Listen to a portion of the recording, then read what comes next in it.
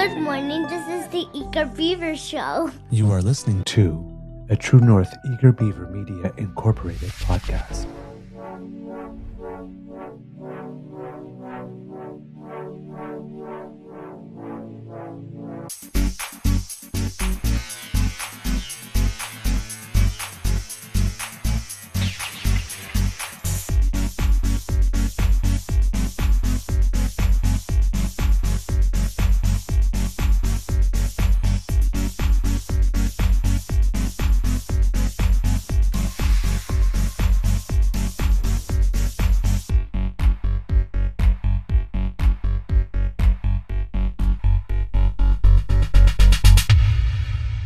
True North Eager Beaver podcasts are proudly brought to you by our founding sponsors, the Miss V Mysteries from Corb Lund Publishing, your source for science fiction, fantasy, and cozy mysteries featuring a broad diversity of characters.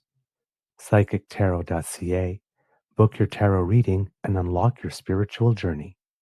And the Pepper Master, hot pepper sauces made from farm-fresh ingredients to thrill your taste buds and expand your mind.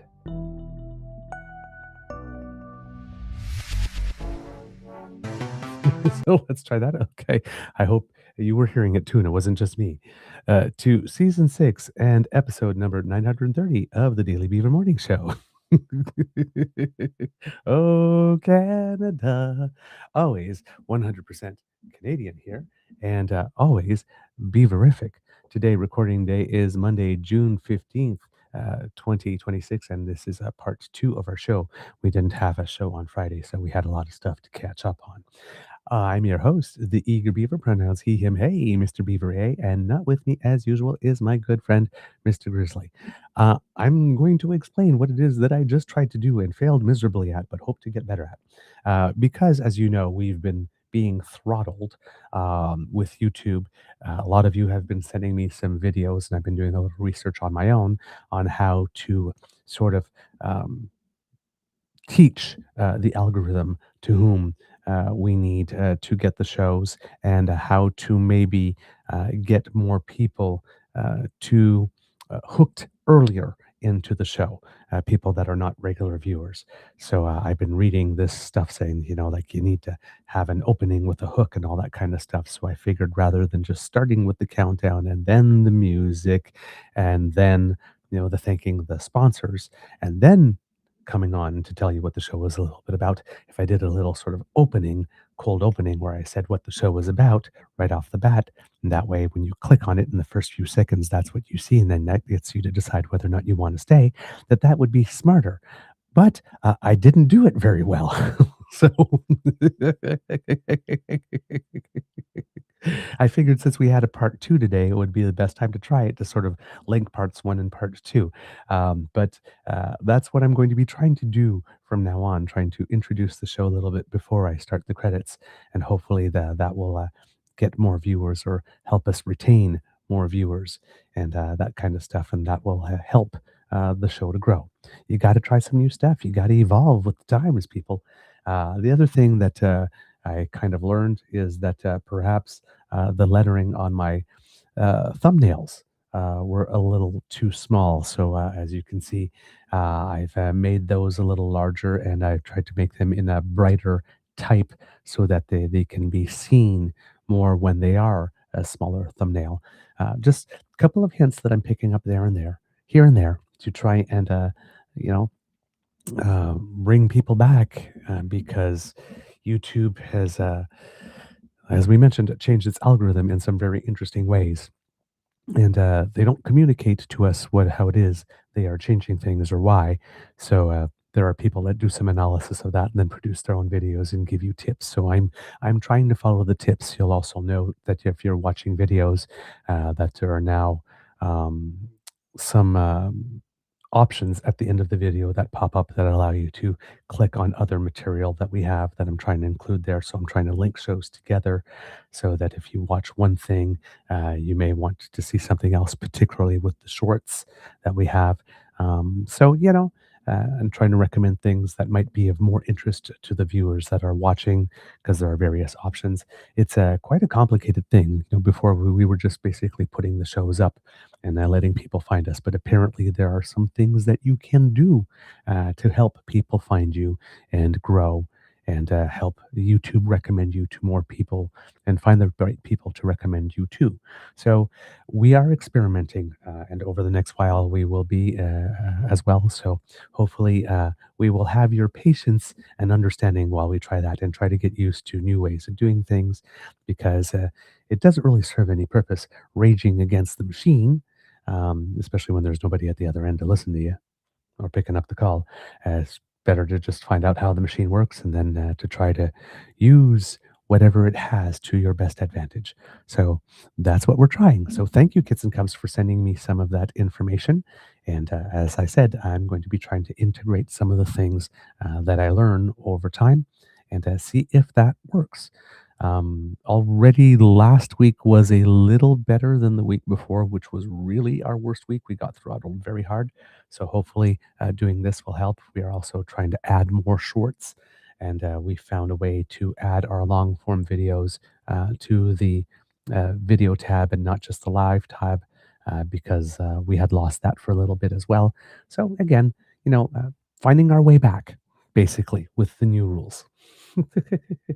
And again, yes, having guests on who have large communities of their own can increase both subs and visibility. Yes, we haven't been able to do any interview projects for the last little while, but we are hoping to have a certain number of them again, especially as the legislature rises. Right, the House of Commons has got one more week this week before it rises for the summer. The Ontario legislature has already lifted.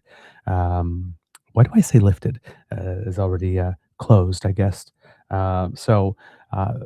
Given that the summer months we do original programming for the summer months while other shows take some time off, or will offer us some repeats or shows from the vault.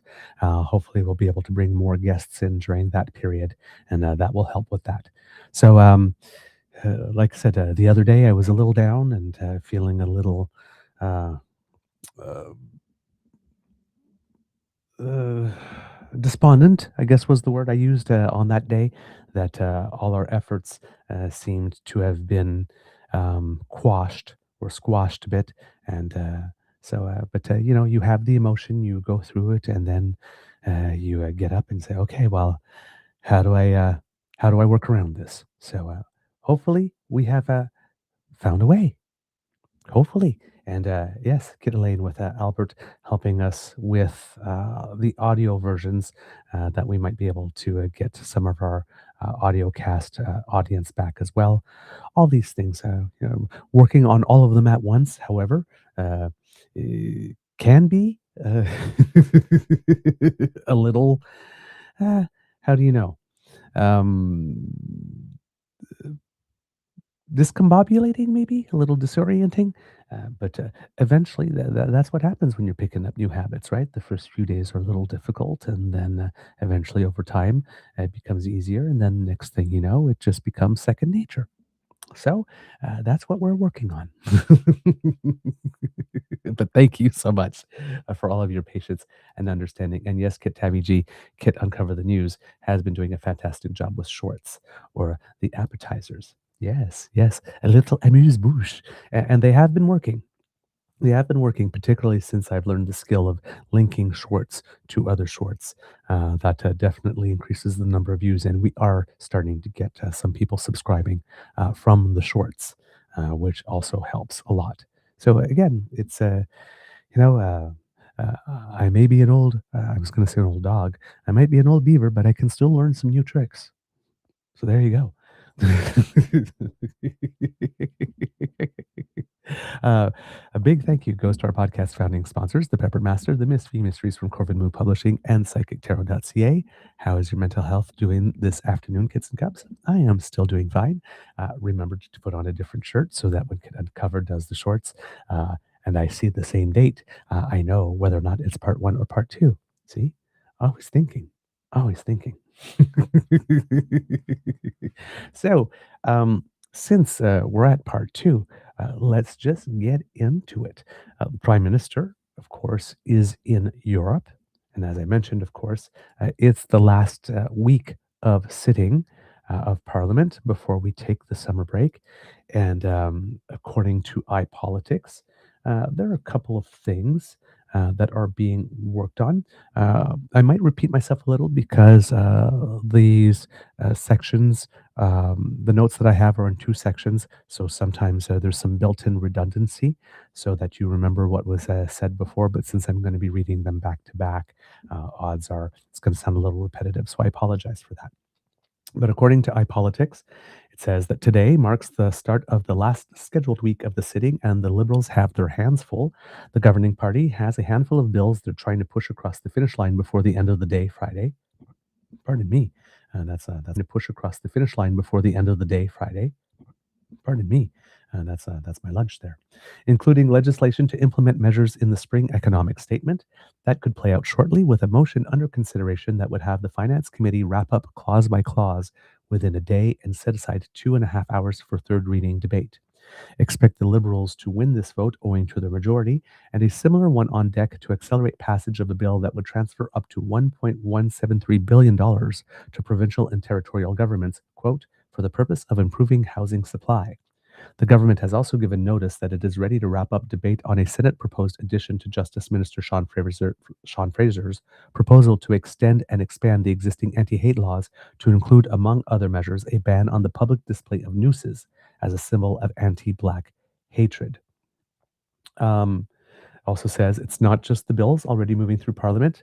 It says that the government has put on notice two bills that should land in the House this week. I'm going to guess that these are new bills that are being introduced to the House that will be picked up again in the fall when we come back. Firstly, there's a proposed update to our privacy laws that AI Minister Evan Solomon teased last week at a summit in Toronto.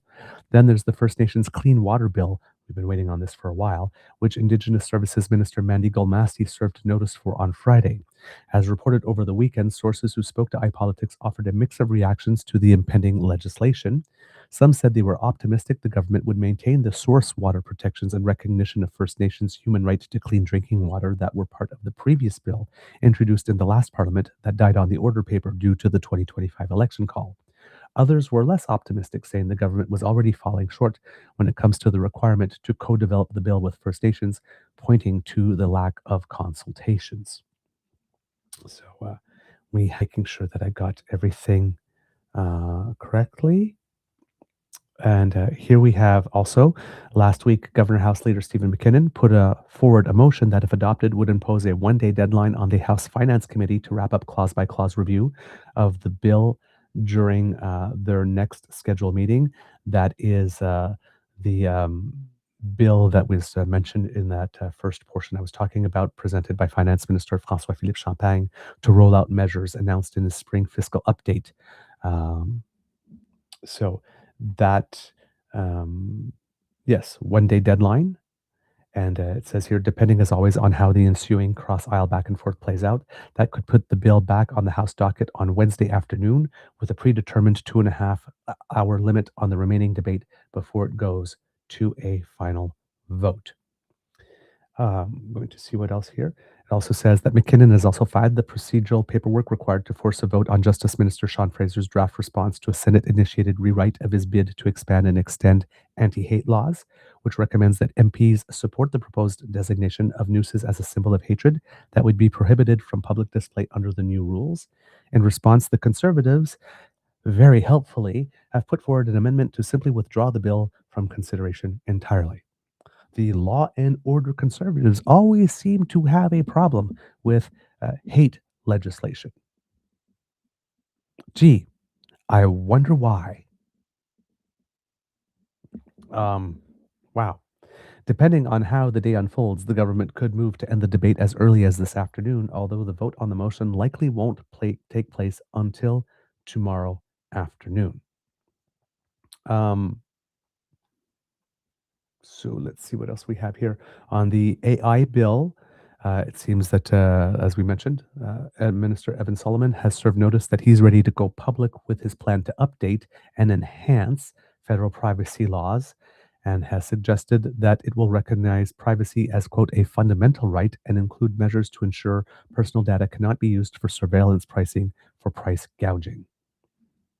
And I believe that that is the main stuff on the procedural stuff in order to get to the end of this session before we rise for the summer. That's the word I was looking for. Rise, not lift. Rise. Okay. Uh, but in the meantime, the Prime Minister is in Europe, heading off to Evian-les-Bains, I believe it is, in France, for a meeting of what Chantal Hébert and Bruce Anderson on the latest episode of The Bridge by Peter Mansbridge are basically saying, we should just call it the G6 now because, well, Donald Trump kind of just does whatever he wants to do, shows up to suck up some attention. Sometimes he doesn't even stay all the way to the end. Um, to suck up some attention. Sometimes he doesn't even stay all the way to the end, or to blow things up in a certain way. So, and given that he's always uncooperative, right, there's not much point in calling it G7 really. However, it says here, also from iPolitics, that the Prime Minister spent the past weekend in Ireland, where he had one-on-one chats with both Irish Taoiseach, I believe it, Taoiseach. I have to, it's written, it is spelled Taoiseach, which, if I'm reading it, I would think it's Taoiseach, but because, of course, it's a Gaelic, it's Taoiseach. And I had to look that up, and it's not coming naturally to me. But hopefully, like it did just now, Tasha, the more I say it, the better I'll get at it. So you had one-on-one chats with Irish Taoiseach Micheál Martin and Head of State Catherine Connolly. He delivered a speech at Trinity College, and he made a trip to his ancestral homeland in County Mayo, which, quote, made my family what it is, and whereas Canadian press reports he was, quote, greeted with open arms, Canadian flags, and roadside well-wishers. I don't have much on the speech because I hadn't had a chance to look at it yet, given that I was celebrating Pride over the course of the weekend. But there was, again, some people trying to provide some misinformation about that as well, trying to call into question Mark Carney's allegiance to Canada by the fact that he went to his ancestral homeland, as many of us in Canada do. Doesn't make us any less Canadian, but some conservatives want you to believe that, particularly the influencer crew. Anyway, with that behind him, Carney is set to end his latest European tour by joining his G7 counterparts for 2 days of high-level talks in Evian-les-Bains this week. During his appearance in Dublin, Carney suggested, quote, the strands of a new world order could be woven at this year's summit, which, quote, will include more than just key members, but other partners, including leaders from the Gulf region, that's the Gulf states, sort of Oman, United Arab Emirates, those nations, Brazil, India, and several African states who will bring a broader perspective and a broader element of the solution, the Canadian press noted in its recap of his comments. Quote, it's a recognition that the G7, if it ever did run the world, no longer runs the world or pretends to, Carney added. According to the advisory issued by his office earlier this month, Carney intends to use the 2-day summit to deepen Canada's international partnerships and will focus on Canada's role and expertise as a reliable partner on economic security, clean energy, and emerging technologies, including AI and quantum. During a brief summit briefing last week, a government official stated that there would, quote, not be a comprehensive final communique from leaders at the end of the summit because Trump. He would just never sign on to one, so there's no point in raising the expectation that would be one to then create the media narrative. Oh, there wasn't a science, there wasn't a collective communique. The whole conference and the whole meeting is a failure. We're just not going to be doing that. And a Canadian press notes that, quote, the assembled leaders will instead put out issue-specific statements throughout the event, as happened, I believe, last time as well. The G7 meeting took place. Again, because Trump, right? There's always got to be one who doesn't row in the same direction as the rest of the team. Let's put it that way.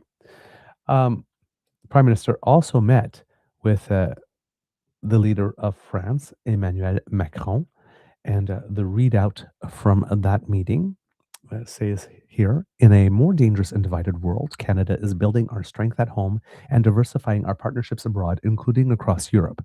We are deepening our cooperation across sectors and multilateral forums so that Canada and Europe can be pivotal, powerful, and a force for good. France is one of Canada's closest and longest standing economic and security partners, and that partnership is reflected in our country's deep ties. Bilateral trade has grown by nearly two-thirds over the past decade, and France is now Canada's third largest export market in the European Union. Prime Minister Carney welcomed the progress made under France's G7 presidency this year and looked forward to attending the 2026 G7 Leaders Summit in Evian, France, next week. The G7 Leaders Summit will focus on Canada's role and expertise as a reliable partner on economic security, clean energy, online safety, and emerging technologies, including artificial intelligence and quantum. These are all objectives Canada and France share, grounded in values and ambitions. And of course, because Canada and France are two of the four countries that have language learning models under AI, this is a particular point of interest. And when I say next week here, it's because this was written on the 12th. And as we know, the meetings are starting today. Building on this partnership, the Prime Minister, Mark Carney, today concluded a successful bilateral visit to Paris, where he met with President Emmanuel Macron and announced a series of new partnerships. First, the leaders announced the new General Security of Information Agreement, the GSOIA, between Canada and France, which will strengthen defense and industrial cooperation, create new procurement opportunities for Canadian workers and companies, and deliver benefits to Canada's economy. Once in force, it will make it easier to exchange classified information between Canada and France across defense, space, aerospace, cybersecurity, AI, and maritime systems. Expand access to French defense and security public procurement markets while enhancing the competitiveness of Canadian industry and pursuing French contract opportunities. Provide Canadian firms with greater opportunities to compete for contracts, participate in advanced research and development opportunities, and integrate into major international supply chains. And grow the Canadian economy with new procurement opportunities in the French defense market and high paying careers for Canadian workers, from engineering to the skilled trades. The leaders discussed progress on aerospace cooperation and noted France's recent purchase of two additional DHC 515 water bomber aircraft manufactured by de Havilland Aircraft of Canada in Calgary, Alberta. The purchase, which builds on France's existing fleet of two DHC 515 aircraft, will strengthen France's capacity to respond to increasingly severe wildfire seasons and reinforce Europe's emergency response fleet. Expand Canadian aerospace exports in Europe and position Canada as a trusted supplier of critical emergency response capabilities while supporting Canadian aerospace jobs and expertise, and bolster climate adaptation and resilience. The leaders underlined the recent signing of a joint statement on quantum science and technology cooperation to deepen collaboration in research and development, building on the strong Canada-France partnership in quantum technologies. The two countries will expand opportunities to grow global quantum markets, accelerate commercialization, and bring together industry researchers, policymakers, and security stakeholders to harness transformative quantum technologies. We'll also create new opportunities for Canadian researchers and firms to collaborate and help position Canada as a leader in the global quantum economy. And if I'm looking at this, wow, this is a very major statement on it. I'm not going to read it all into the record here. I am going to put it here in the chat for those of you who are interested in this. But here, just to give a little bit of a taste of it, says, recognizing that Canada and the French Republic are global leaders in scientific research and have strong and diversified science, technology, and innovation relations with extensive collaborations between academia, industry, and government.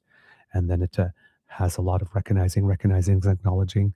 It says, we intend to pursue cooperation and harness the constant creation of new knowledge, understanding, and insights from our innovation ecosystems to advance interconnected, vibrant, and secure quantum research and development by embarking on good faith cooperation underpinned by our shared values, such as freedom of inquiry, merit-based competition, openness and transparency, accountability, reciprocity, promoting protection and enforcement of intellectual property, safe and inclusive research environments, rigor and integrity in research, research security, and reducing administrative burdens. creating inclusive scientific research communities, and tackling cross-cutting issues of common interest, such as equity, diversity, inclusion, and accessibility, so that every person is able to fully participate and have an equal opportunity to succeed, and facilitating interactions between our governments as well as with academia and the private sector to discuss and understand research trajectories in quantum technologies, which in turn will inform the identification of overlapping interests, gaps, and opportunities for future cooperation, including shared use cases, areas where standards are needed, and responses to the as yet unknown implications and impacts. There is more that they're planning to do, but that sort of just gives you a taste of what it is that they are looking to do together on that subject matter. The readout then continues to say the Prime Minister underscored Canada's role as a reliable partner in the responsible development of emerging technologies, as reflected in Canada's new AI for All strategy unveiled earlier this month. He joined President Macron in virtually greeting participants with the AI With Us summit in Lille, France, where he emphasized the opportunities which the AI strategy will catalyze and the opportunities to work with partners to help ensure AI is used to improve lives and create jobs. So we have that. It says here that the Prime Minister's visit to Paris was built on his previous bilateral visit to France in March 2025, his first official bilateral visit abroad as Prime Minister. Says, of course, I'm mentioning here again the European Union's Security Action for Europe, or the SAFE Defense Procurement Initiative. And it said here that the Prime Minister and the President reaffirmed their shared commitment to deepening defense industrial cooperation, strengthening wildfire response, and addressing global geopolitical challenges, including Russia's ongoing aggression against Ukraine.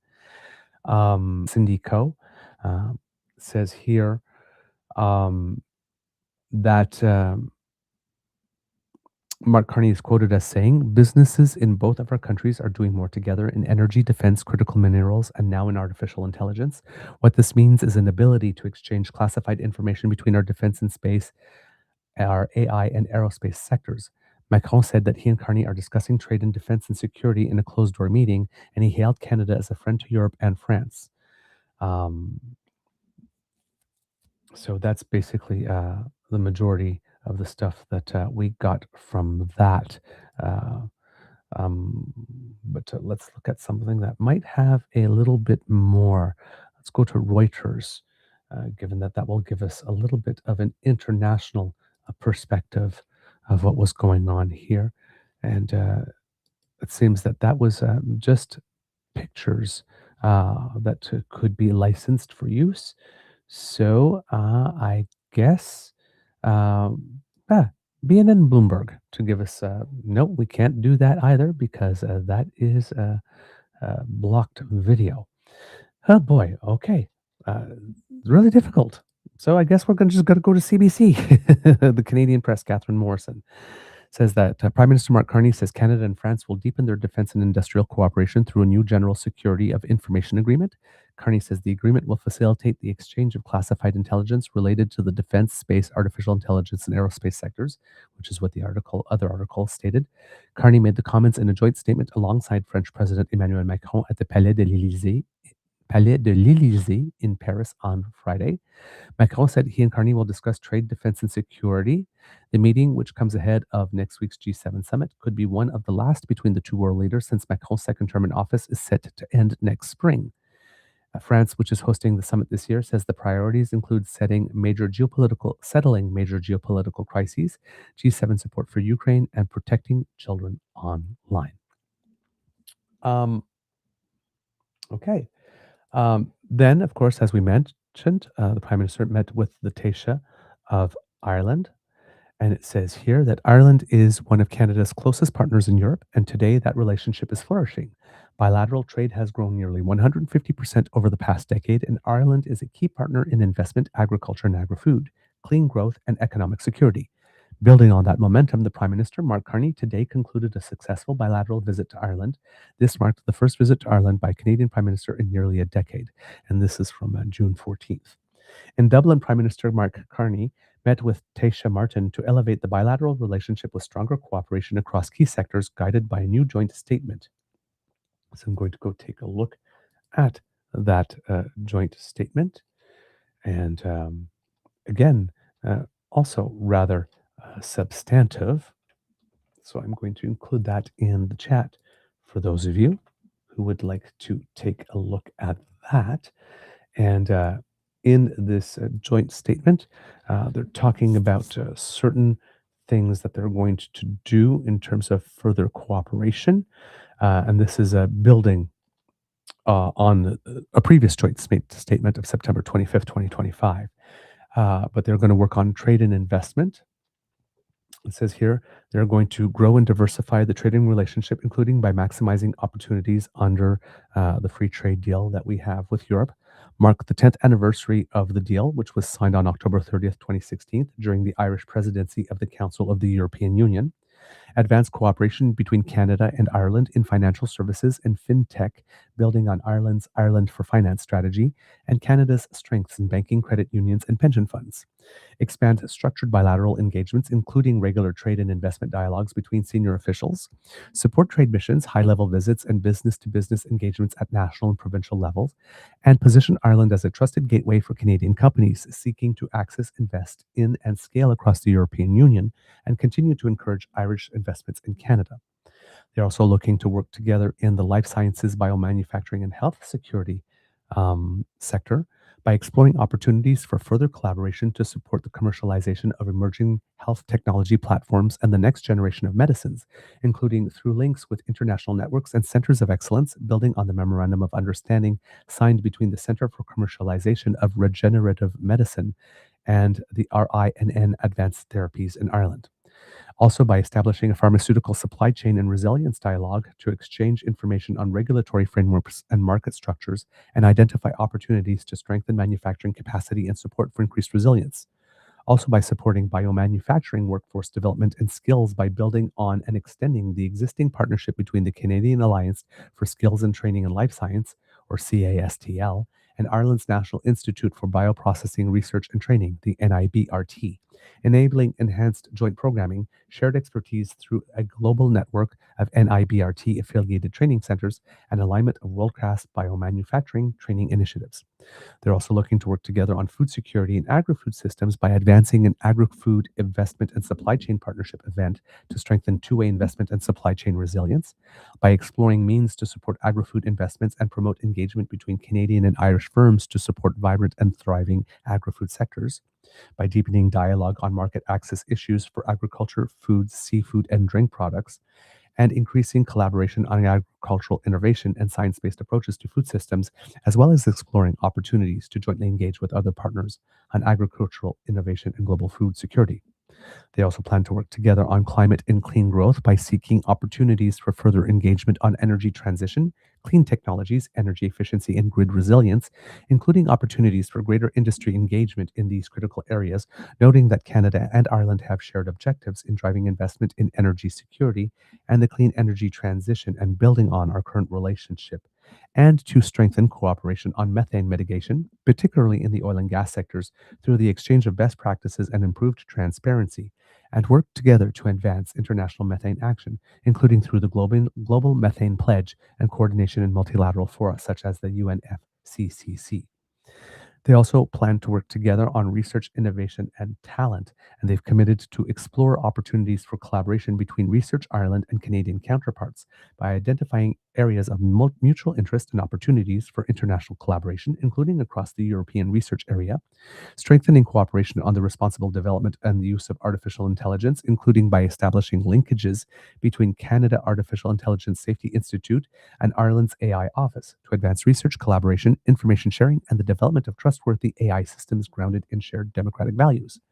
They're also going to work to promote the creation and commercialization of new products and services, including through collaborative research and innovation projects under Horizon Europe and the Eureka platform.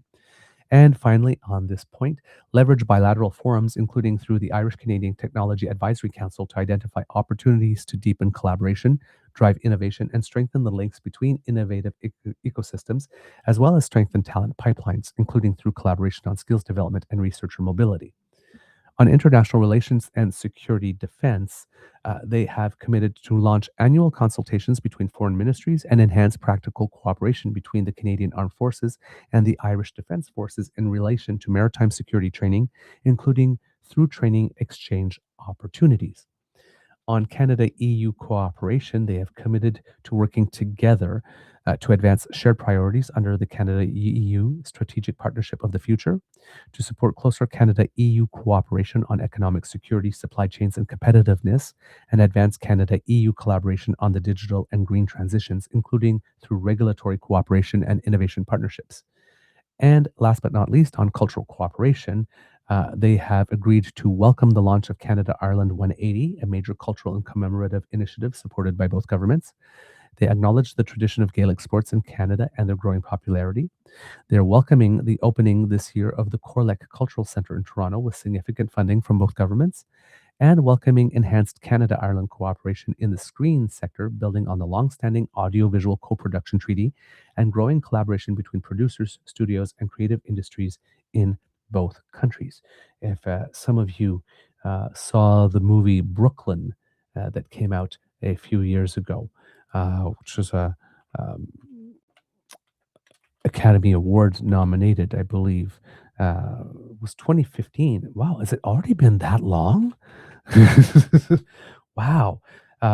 So yes, had picked up 3 Academy Awards for Best Actress, Best Picture, and Best Adapted Screenplay. That was actually a Canada Ireland co-production.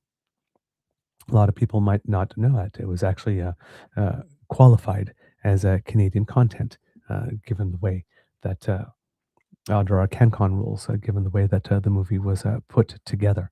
So, and how the whole project came together. So they're looking for further cooperation on that front. The readout goes on to say, how do I put it here? Um, As a testament to the deep people-to-people ties between the two countries, Prime Minister Carney announced a contribution of up to $2 million towards the launch of the Canada Ireland 180 initiative, which is a landmark cultural initiative to be held in 2027 to commemorate 180 years since the mass migration of over 100,000 Irish people to Canada. The initiative will celebrate the shared heritage between Canada and Ireland, empower Irish Canadian artists, and deepen cultural exchanges between the two countries. It says here the leaders also agreed to strengthen security and defense cooperation between Canada and Ireland, including through the Canada European Security and Defense Partnership and the Security Action for Europe initiative. They committed to exploring practical cooperation between the Canadian Armed Forces and the Irish Defence Forces in relation to maritime security and training, as we read before in that joint statement. And yes, I think that those are the major things here. There's some additional information here, in that it says that during their meeting, the Prime Minister and the Taoiseach also underlined various commercial agreements recently made between Canadian and Irish businesses, including a commitment by Irish manufacturing company Smurfit Westrock to invest $110 million in its Canadian operations by 2030. The company, which operates 5 paper and packaging facilities across Canada, employs approximately 4,000 people nationwide. A $5 million investment from Bevcraft and Sway Technologies to expand their current manufacturing facility in Trois-Rivières, Quebec, and scale up the development, trial, and manufacturing of new beverage products, including innovative beverage container digital printing systems that will be used across North America. And Elliston's expansion into Ireland, which will support the establishment of healthcare facilities occupied by Ireland's Health Service Executive, the publicly funded healthcare system in Ireland, and related healthcare stakeholders. It says here that in 2025, bilateral merchandise trade between Canada and Ireland totaled $6 billion, with Canadian exports to Ireland valued at $1.1 billion and imports at $4.9 billion. In 2025, Ireland was Canada's 7th largest agri-food and seafood export market in the EU, with exports valued at $400 million, $400,500,000 to be precise. Canadian agri-food and seafood imports from Ireland reached $345.2 million in that year. And those are the major elements that we have here. Major elements that we have here. About his visit to his ancestral homeland. And here we will get a little bit of an international perspective, because we have the take of the BBC as provided by Emmett McElhatton. And it says here, Canadian Prime Minister Mark Carney has travelled to County Mayo on the second day of his visit to the Republic of Ireland. Carney, who spent Saturday in Dublin with Taoiseach Micheál Martin, met his cousins on Sunday in, oh boy, I hope I pronounce this, Algagower, the village his grandparents, Robert and Nora Moran, left when they immigrated to Canada in 1925. Carney has said he's proud of his family heritage and described his Irish ancestry as, quote, a big part of who I am. Irish President Catherine Connolly met Carney in Westport House on Sunday morning. Speaking to Irish broadcaster RTE or RTA, Carney said he was encouraged by the progress made towards a, quote, potential and more durable ceasefire between the US and Iran. He said the question of how to reinforce the ceasefire would be topic number one for Monday's G7 summit in France. During his Mayo visit, the Canadian Prime Minister and his wife Diana Fox Carney attended Mass at the parish church and visited a graveyard where some of his relatives are buried. When asked what it was like to be in Algagower, Carney said, quote, it's fantastic to be back. I've been here twice, but no one noticed the last few times I came, so it's a great thrill. Carney met more than 20 of his cousins, including Pat Carney and Maureen O'Malley, first cousins of his father, and two of the Prime Minister's closest Irish relatives. After Mass, Carney planted an Irish oak tree in the cemetery. He joked that he had a previous career as a gardener, and his wife Diana Fox quoted Christy Moore's "Don't forget your shovel" as he worked. Speaking after the Mass, quoted Christy Moore's "Don't forget your shovel" as he worked. Speaking after the Mass, he thanked people for coming and encouraged them to visit what was once Carney's sweet shop and the local pub. Earlier, Maureen O'Malley's daughter, Rosaline Herity, told the news network about the family connection. Quote, Mam and Pat's father was John Carney, and he was the brother of Robert Carney, who was Mark Carney's grandfather. Imagine, his grandson is the Prime Minister of Canada, she said. It's all we can talk about, generations of the Carney clan, and we are so excited to finally meet him. If you compare photos of him with his grandfather Robert, there is an uncanny likeness. I noticed it when I spotted him on the telly when he was governor of the Bank of England. I saw the name Carney and saw the face and said it to Ma'am. She hardly missed a beat and just said, "Ah, yeah, we haven't seen them for years," said Herity. The Carney and Moran families were tenant farmers on the estate of Lord Sligo. The Carney homestead, located in the townland of Isle, was a standard rural dwelling at the time, a thatched cottage with two windows in the front. 9 people lived in 2 rooms, with a third room added later. The Moran home in the townland of Mace North was nearby. Both Ale and Mace were in the parish of Algagower, where, according to local lore, St. Patrick is believed to have stopped off on his way to, I have no idea how to pronounce that. I'm just going to say Croagh, Croagh.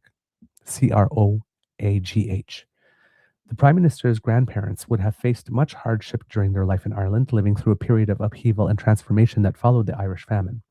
When they left, they would have become part of the wave of mass immigration that saw more than 1 million people sail from the island. The couple emigrated to Canada in 1925, married the following year, and had 3 sons. On Sunday night, Carney attended a reception in Westport where he was gifted a civic scroll by Mayo County Council. During the ceremony, he was also presented with a commemorative history of the Carneys, written by local Westport historian Harry Hughes, alongside fellow researchers and editors James Kelly and Michael Casey. So there you go. Just a little bit of a flavor for what it is that he was going on down there. Of course, the main piece of business here is what's going to be going on at the G6, based on the headline. I'm going to go here, and this is from the Toronto Star, and the title is Trump can't be quiet and must be endured at the G7 summit. And this is by Alan Woods. Don't let the flattery or the fancy dinner planned at France's Versailles Palace fool you. When U.S. President Donald Trump touches down here for the G7 summit on Monday, he may be heralded as an essential partner to the alliance of leading industrialized countries, but he is increasingly seen as a bore who is dragging down the mood at the dinner party, a frenemy who can't be quiet and so must be endured. Quote, all diplomacy is artifice, but what you do not want is an explosion at the G7 summit, said Sir Robin Niblett, a distinguished fellow and former head of Chatham House, the London-based think tank. What you're trying to do here is make sure that things don't go wrong on your watch.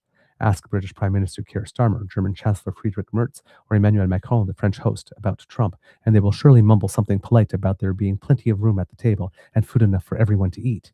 The summit runs until Wednesday in Evian-les-Bains.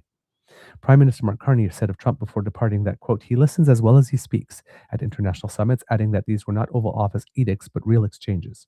But the views of the American leader are difficult to separate from the insults, the taunts, and mockery that emanate from Washington. For failing to help in the war against Iran and force an opening to the Strait of Hormuz, Trump has said of Starmer, quote, this is not Winston Churchill that we're dealing with. Oh, neither are you, sir. Just saying. For remarking that the U.S. was being humiliated by Iran, Trump is mulling pulling troops from Germany and urged Merz to, quote, fix his broken country. Again, sir, that only works if your country is not more broken than the country you're criticizing. And Macron has rebuked Trump for crossing the line when the US president joked publicly about an apparent marital dispute between the French president and his wife Brigitte Macron that was captured by news cameras. Even Giorgia Meloni, Italy's right wing prime minister, a leader once seen as reigning over a sort of MAGA on the Mediterranean, has taken her distance. It is the cumulative effect of American threats to annex sovereign Greenland, the withdrawal of military support to Ukraine, and Trump's criticism of Pope Leo XIV, the head of the Roman Catholic Church. Maloney may also be engaged in some strategic distancing from Trump ahead of her re-election bid in 2027. Reacting to her refusal to help open the shipping route of Iran's southern coast, Trump told Italian newspaper Corriere della Sera, I'm shocked by her. I thought she was brave, but I was wrong. But Maloney, like her fellow European leaders, may be politically smart. The leaders' reluctance to continue chumming up to Trump puts them in lockstep with their populations, according to a European Council on Foreign Relations survey released last week. The poll found that a majority of respondents in 15 European countries now view Washington as a necessary partner, but that the long-term ally is increasingly perceived as a rival and adversary, particularly after Trump's threat to seize Greenland by military force. Quote, we came within a whisker of NATO allies invading the territory of another NATO ally, François Heisbourg, a special counselor with the Fondation pour la Recherche, with the Fondation pour la Recherche Stratégique in Paris, said in an interview. He qualified the Greenland threat as, quote, unprecedented and something that would have been inconceivable just a short while ago. Niblett said the countries in most frequent contact with Trump administration have seen ties with the U.S. devolve through 3 stages to their present state, which he characterized as in the toilet, to put it frankly. Stage 1 was flattery and appeals to Trump's vanity, marked by an invitation to visit King Charles III and gifts from golden golf clubs to a Boeing 747 jet from Qatar. Stage 2 was accepting noisy, disruptive Trump as he is, tariffs and all, but taking solace in the fact that he spreads his disdain equally among erstwhile allies. Stage 3, marked by the outbreak of war with Iran, the closing of the Strait of Hormuz, is the loss of any remaining patience with a leader who has demonstrated what Niblett describes as, quote, a callous disregard for everything. The frosty transatlantic ties risk leaving Carney as something of the odd man out at the G7 summit. The Canadian leader has received a rock star welcome almost everywhere he's gone since his January Davos speech, in which he called out Trump's bully tactics and urged middle powers to band together to pursue their mutual interests. That's not likely to change at the G7, with Heisbourg predicting Carney will be received like the belle of the ball. But the Prime Minister will have to walk a finer line with his American counterpart than the other world leaders, with perhaps less liberty to speak Canadian truth to Trump's power. That's because Canada is at a crucial juncture as it tries to engage Washington in formal talks for a renewed Canada-US-Mexico free trade deal. To that end, Carney will be accompanied at the summit by Canada-US Trade Minister Dominic LeBlanc and Janice Charette, his chief US trade negotiator. Europe has already negotiated its lower tariff deal with the US, and EU lawmakers are expected to ratify the agreement in a vote on June 16. Quote, at least in the short term, I think that's what Carney would focus on, which may mean that he is somewhat less high profile in his views on the U.S. approach than he might otherwise be, said Creon Butler, director of Chatham House's Global Economy and Finance Program. But keeping quiet to keep on Trump's good side also carries risk, particularly after Carney spoke so forcefully against Trump's bully tactics at Davos. Quote, his speech had a lot of impact and was very popular in a lot of countries, so you wouldn't want to do something where people say, quote, you didn't mean it after all, Butler said. I think there's a kind of careful balance between, on the one hand, maintaining the best relationship with the U.S. that he can in order to achieve this outcome on the USMCA, but at the same time not resigning from what he said in Davos or giving the wider world that sense that he wasn't serious about it. So yeah, showing a little bit of the tightrope that the Prime Minister might have to walk while he is there. So that's a little bit of a preview of that. Um, One of the things, as mentioned earlier, that is going to be discussed first is going to be um, what's going on with Iran, and it would appear that over the weekend that there may have been a breakthrough. Over the weekend that there may have been a breakthrough. Um, Now Trump has been uh, saying this for quite some time. In fact, I think we're now at 39 different times that he's either said that they're very close to a deal or that Iran really wants one. But around the 36th or 35th time, uh, the tone and the tenor of the statements were a little different because we were also hearing from the other side that it seemed that that was going to be happening as well. So that's kind of interesting. We can see that there is much hope just by the way that the stock market has been operating today, that there might be something good going on. Price of gold had a healthy uptick today. And if you're looking at uh, the the pre-markets as numbers, pre-market opening numbers were indicating uh, a good potential opening for. Man, that was much more difficult than it needed to be. But the pre-markets were showing that there could have been a greater than 400 point change to the upward on the Dow. And if I'm going to look at it now, we're looking at the Dow opened up rather substantially and is up 708 points today, seeing if that has a an effect here in Canada with the TSX.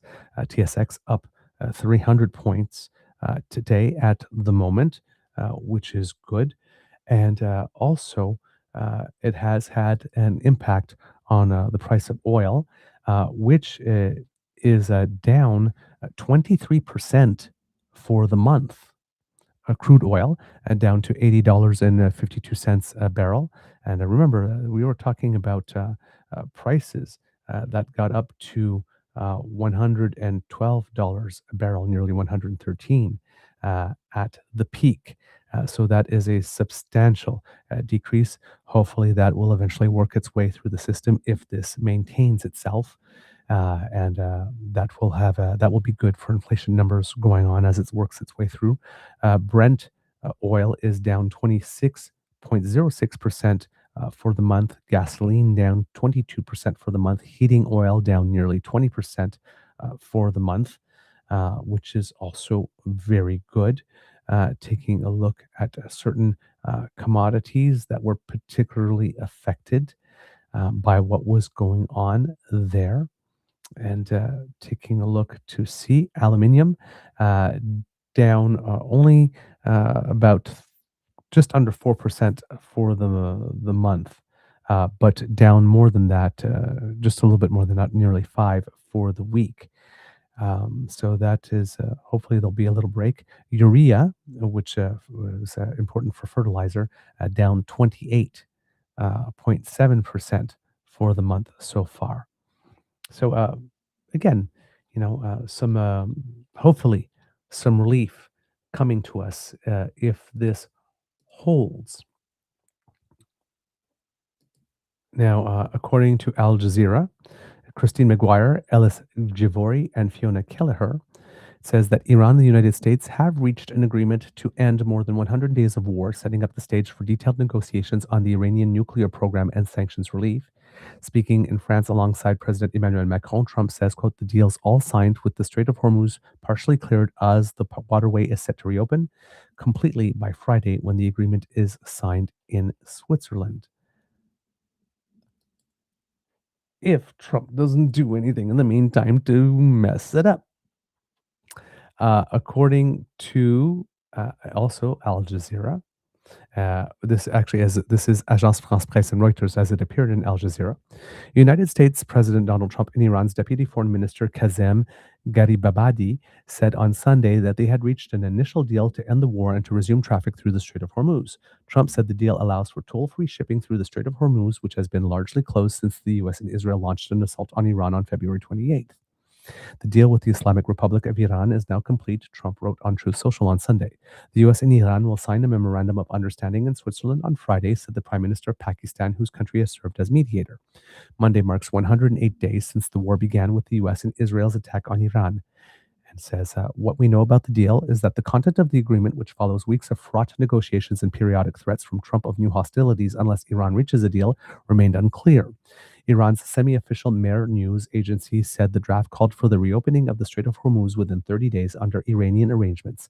Trump, who turned 80 on Sunday, said the deal allows for toll-free shipping through the Strait of Hormuz, which has been largely closed since the US and Israel launched an assault on Iran on December 28th. Iran's Mehr news agency reported that the US would release $12 billion in frozen assets to Iran before the start of negotiations. In an interview with the New York Times on Sunday, Trump said Washington was still negotiating whether Iran would suspend its enrichment for 20 years. Trump hinted that he might settle for a 15-year suspension, but said he did not want to negotiate via the press. Israel has not made any official comment about the agreement, although word on the tweet is that Netanyahu is not happy at all, and because the agreement apparently includes clauses or terms that involve Lebanon, that in particular is not making Netanyahu happy, and he's claiming that he will not be bound by this agreement. Uh, to that point here, it says that the Secretariat of Iran's Supreme National Security Council said on Monday that the deal with the U.S. includes the immediate suspension of hostilities on all fronts. Quote, based on the agreements reached, the war and military operations on all fronts, including Lebanon, will end immediately and permanently as of tonight. And in addition, the naval blockade against Iran will end immediately and completely, it said in a statement. In the United States, the Democrats lawmakers welcomed the deal, but criticized the Trump administration's decision pertaining to the war. Senator Chris Coon of Delaware said that while the deal moves the situation, quote, in the right direction, several questions remain. He warned that competing interpretations of what was agreed upon could pose risks. Senator Chris Murphy, who serves on the Senate Foreign Relations Committee, said the deal, quote, is a surrender to Iran, but that the U.S. should be, quote, be glad about it because every day this insane illegal war continues, we get weaker. On Sunday, shortly before the deal was announced by Trump, Israel launched an air attack on Beirut. Trump angrily blamed Israel for delaying the deal's signing after launching this attack. In an expletive-laden phone interview with U.S. news outlet Axios, Trump fumed about Israeli Prime Minister Benjamin Netanyahu, saying, I was so pissed off, I let him know. Western leaders praised the deal. UK Prime Minister Keir Starmer said he was ready to aid the further technical talks between the US and Iran, adding that he hopes the reopening of the Strait of Hormuz will stabilize energy markets. French President Emmanuel Macron also praised the deal and said Paris would support the Lebanese government.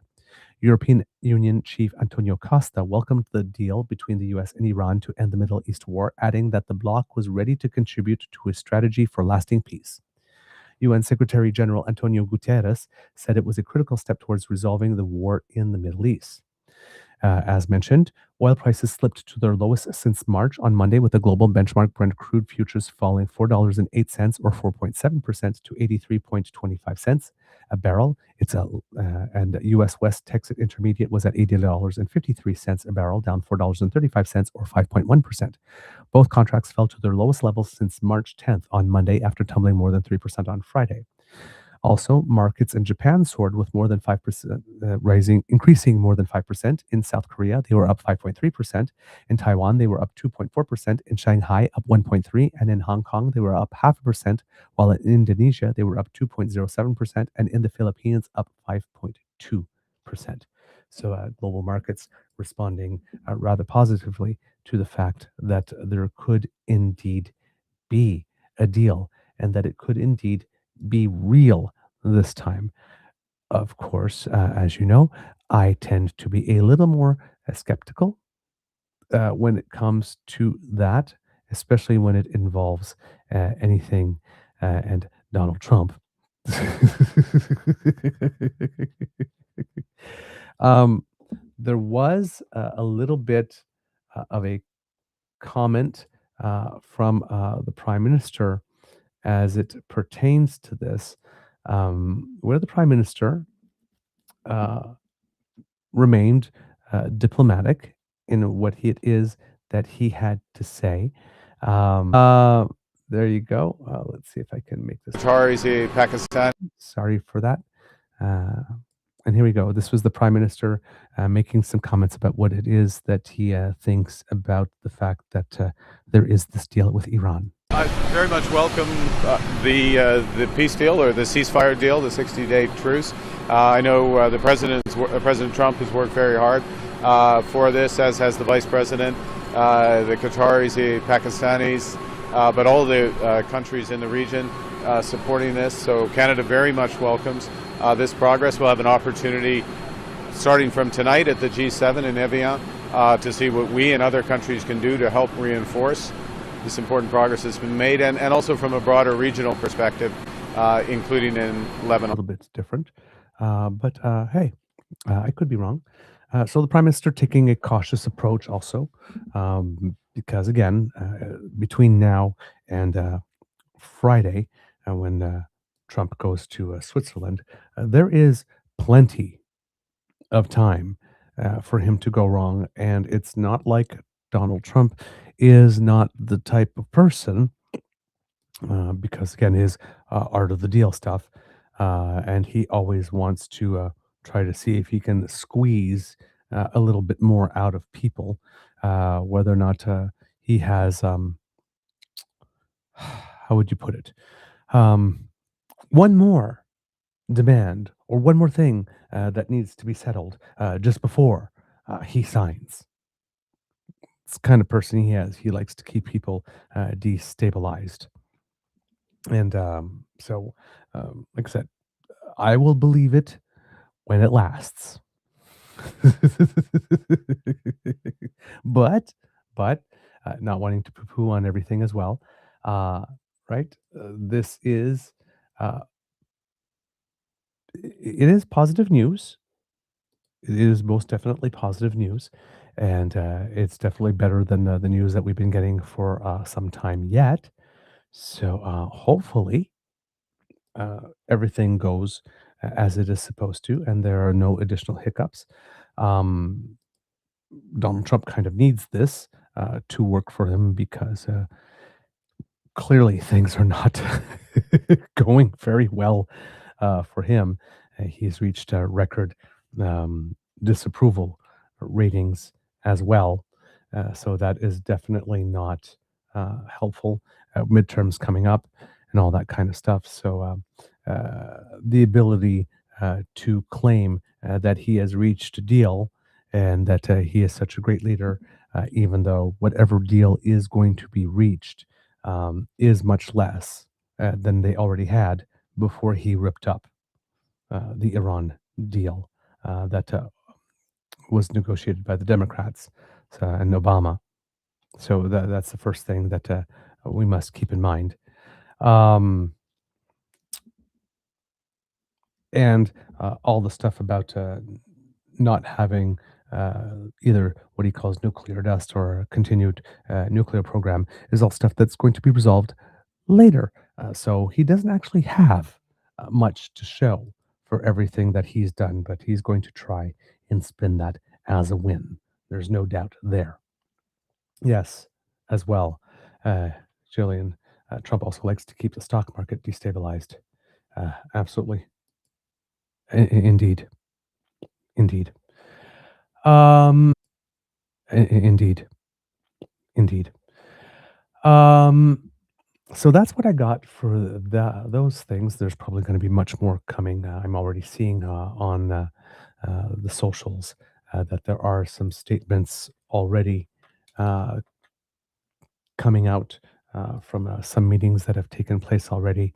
I see some Prime Minister meeting with Mr. Costa and Ursula von der Leyen here during the EU stuff. Von der Leyen here during the EU stuff. It seems here that we received an invitation to join something that's called the Ocean Eye Initiative. I'm going to take a look at what that is, but that's one of the main things here. Ocean Eye Initiative is a major European Union program launched to reinforce global ocean observation, data sharing, and marine ecosystem protection. Backed by a €92 million initial investment from the Horizon Europe program, it aims to establish Europe as a leader in ocean intelligence, climate forecasting, and maritime security. So it seems that we have been invited to join that initiative. That's another feather in our cap. So MSNBC, when he was there at the time, we have Shehbaz Sharif, who's the Prime Minister of the Islamic Republic of Pakistan, who says the United States and America and the Islamic Republic of Iran. Let me try that again because I messed that up. Following intensive talks, we are pleased to announce that the peace deal between the United States of America and the Islamic Republic of Iran has been reached. Both sides have declared the immediate and a permanent termination of military operations on all fronts, including in Lebanon. The official signing ceremony will be on Friday, the 19th of June in Switzerland. We would like to thank the United States of America and the Islamic Republic of Iran for their commitment to finding a diplomatic solution to their conflict. We would also like to extend our sincere appreciation to our brothers in this mediation effort, the great leadership of the state of Qatar for their support in reaching this agreement. I would also especially thank the visionary leadership of the Kingdom of Saudi Arabia and Republic of Turkey for their immense contributions in this regard.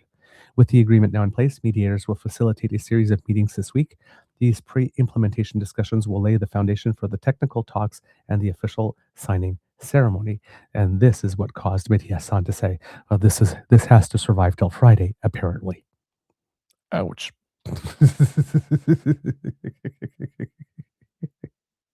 So there you go, kids and cubs. That's a little bit about what's going on there. In other news that we were going to talk about today, let me get to my episode description. So make sure I'm doing things in order. Yes, conservatives doing the conservative thing, being really weird and repelling. Being really weird and repelling. These are sort of like just little moments that happened over the course of the past few days. And the only through line between them really is that they are all coming from conservatives. This one is from, I believe it is, the Conservative Party of Canada's whip, Chris Workington. Chris Workington.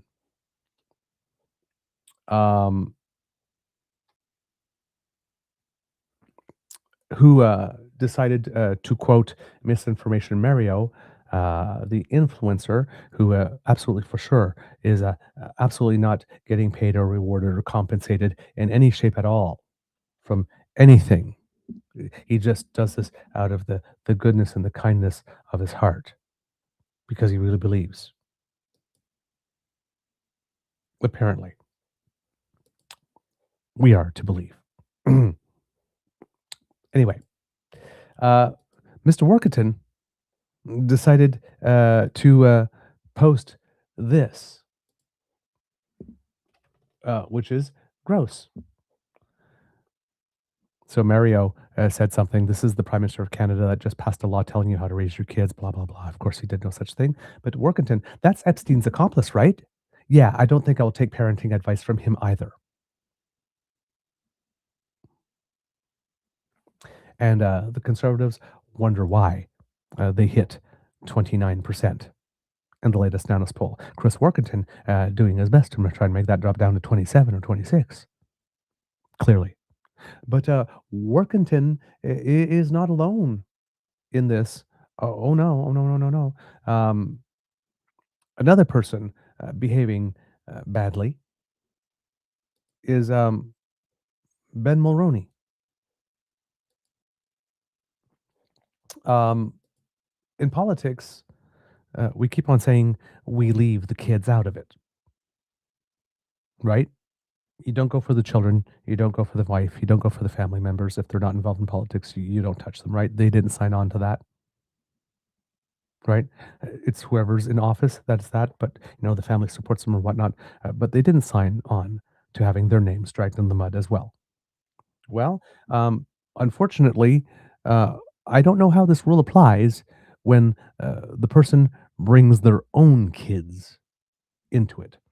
Um, Ben Mulroney was receiving some criticism, as he rightfully deserves, for the way that he chooses to ply his new trade. And in the context of that, um, it would appear, well, journalist Jeremy Apple posted something that said, "There are no good Mulroneys." And Ben Mulroney decided that this was an opportunity to post something that said, "My daughter celebrated her 13th birthday yesterday. Go ahead, make your case that she's not good. I dare you."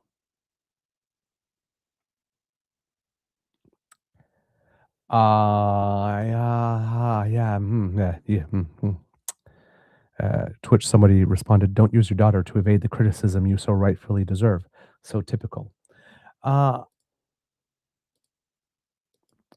I don't know about you, but this strikes as I'm receiving criticism, so I'm just going to use my daughter as a human shield.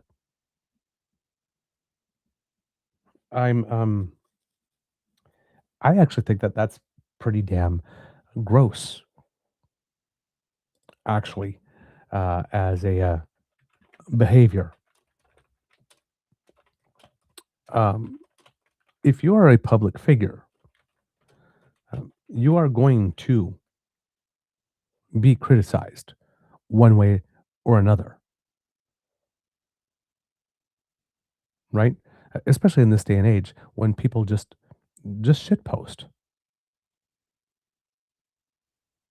just shit post for for giggles, just for fun, just for engagement, right? They might even be agnostic. Wow. So the Globe and Mail, all of this came from the Globe and Mail uh, posting an opinion piece involving Elon Musk. SpaceX IPO makes Elon Musk the first trillionaire. Here's how to properly hate him, was the opinion. To which Mark Mulroney uh, posted, "What a terrible take. You don't have to agree with Elon Musk's politics to recognize what he has accomplished. When we become incapable of admiring extraordinary achievement because we dislike someone's politics, what message are we sending to every entrepreneur and innovator?" Well, number one, there's a lot of people who think that we shouldn't have billionaires, even less trillionaires. That's obscenely wealthy and ridiculous. This should not be an achievement that we are celebrating in a world where so many are enduring famine. That one guy out there is the first world's trillionaire. It's like we don't need to celebrate that, and that's what caused Mr. Appel to quote Mark Mulroney, saying there are no good Mulroneys, and then Ben Mulroney decided to jump in and, as one person commented, dive into the kiddie pool to find a good Mulroney. Um, Again, ick, ick, ick, ick. And again, the Conservatives wonder why they're tanking. Another one that is that's been happening as there's this MP whose name is Vincent Neil Ho, who's a Conservative MP that we had not heard of until now. Uh, Fairly young, 33 years of age, represents the riding of Richmond Hill, Canadian lawyer and politician, practiced corporate law prior to entering politics. And because it's Pride Month, it's also irrationally triggered by Rainbows Month, uh, particularly anything having to do with people who are transgender. And for some reason, even though more than 50% of the Canadian population is female, Conservatives have to keep on asking people the question, what is a woman. Yes. Uh, to which I would say, new rule, to borrow something from Bill Maher, henceforth, whenever a conservative asks that question, the answer should be, well, sir or ma'am, given that greater than 50% of the Canadian population is female and your job is to serve them, if you do not yet know what a woman is and need it defined for you, may we suggest that you are probably unfit for the position you hold.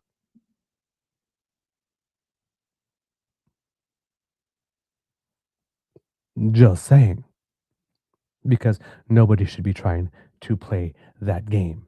And of course, along with that, of course, when we start talking about that, we also start talking about DEI, of course, diversity, equity, and see, I don't even diversity, equity, and inclusion. Thank you. Um, I got flabbergasted there. Um, And Mr. Ho decided that he was going to be the person here that would talk about this. So this is the first the definition of what a woman is type thing. Um, and again, uh, look at the pompous attitude here. Okay. So before you became chief science advisor, you were a molecular geneticist by training, right? Yeah. So you know a thing or two about X and Y chromosomes. So I wanted to ask you, what is the definition of a woman? Now, look at this guy here. He put his pen down, right? And he's laying back. Now, here's the thing. Ever notice, has anybody noticed, or is it just me, that the what is a woman question nowadays in conservative circles seems to be asked frequently by anybody but white men in the Conservative Party? And any questions about attacking DEI and merit also seem to not be being asked by white men in the Conservative Party because they know how well that goes over when it comes out of their mouth. I guess they think that maybe it plays better when it comes out of a mouth that looks like this. Now, when I see people suggesting that just because DEI exists, whoever has a position must not have gotten it by merit, and the mouth that is asking that is not that of a white man, they might think that they are being clever. What I see is self loathing. Because why would you be doing that?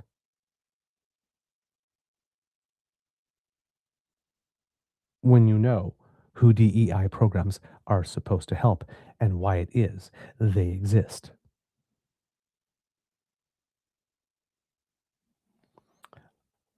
That's the extent. Because I do not know Mr. Ho. But um, if I if I happened to be a conservative, trying to imagine that, and some person came up to me and said, "Here, why don't you ask this question?" I'd be turning around and go, "And why do you want me to ask the question? Why can't you ask it yourself?" And then sit back and wait for the answer. This, to me, is gross. Um, Now, I'm not going to go into the rest of this because there's no point in giving this any additional time. Um,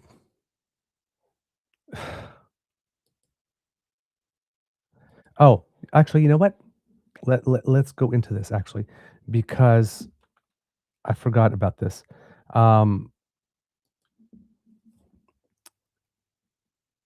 what happened is this question was asked, and the other people on the committee did do the right thing here. Of a woman. Point of order, Chair. Point of order. Yes, MP Danko. It is Pride Month, and understanding Order 18, which prohibits personal attacks, insults, and offensive language, the accusation, Sorry, where this question is going this is is getting into highly debate. offensive. Highly MP Danko, offensive. this is getting into debate. I'd ask the member to withdraw his comments. MP Danko, this Asking is getting into someone debate. what is a man or a woman is highly I offensive. will deal with it. MP Ho, I would request to be respectful of everybody. Yeah, please. The census MP Ho. asked thank you. MP Ho, Thank you, go Madam ahead. Chair, resuming. The census asked that question, what is your gender, what is your sex? So I just want to understand what your view is on this. Point of order, Madam Chair. The Mohammed? witness is here in her capacity as the Chief Science Advisor. Her opinion on her opinion on any matter as an individual is actually not relevant to her mandate.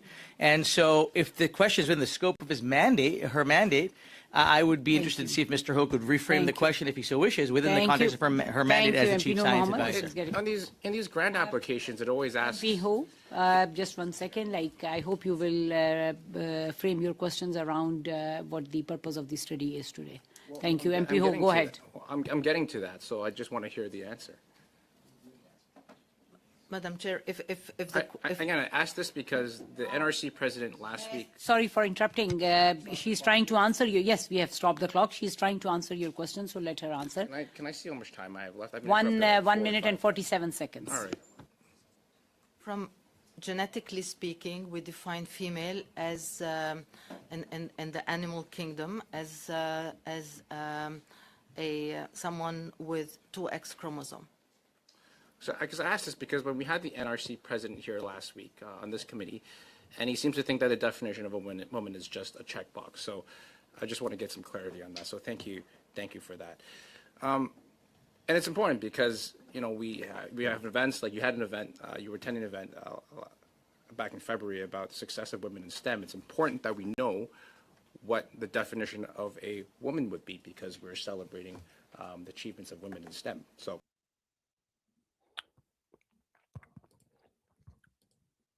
Was anybody impressed by that? Because I sure wasn't, and you certainly. Anyway,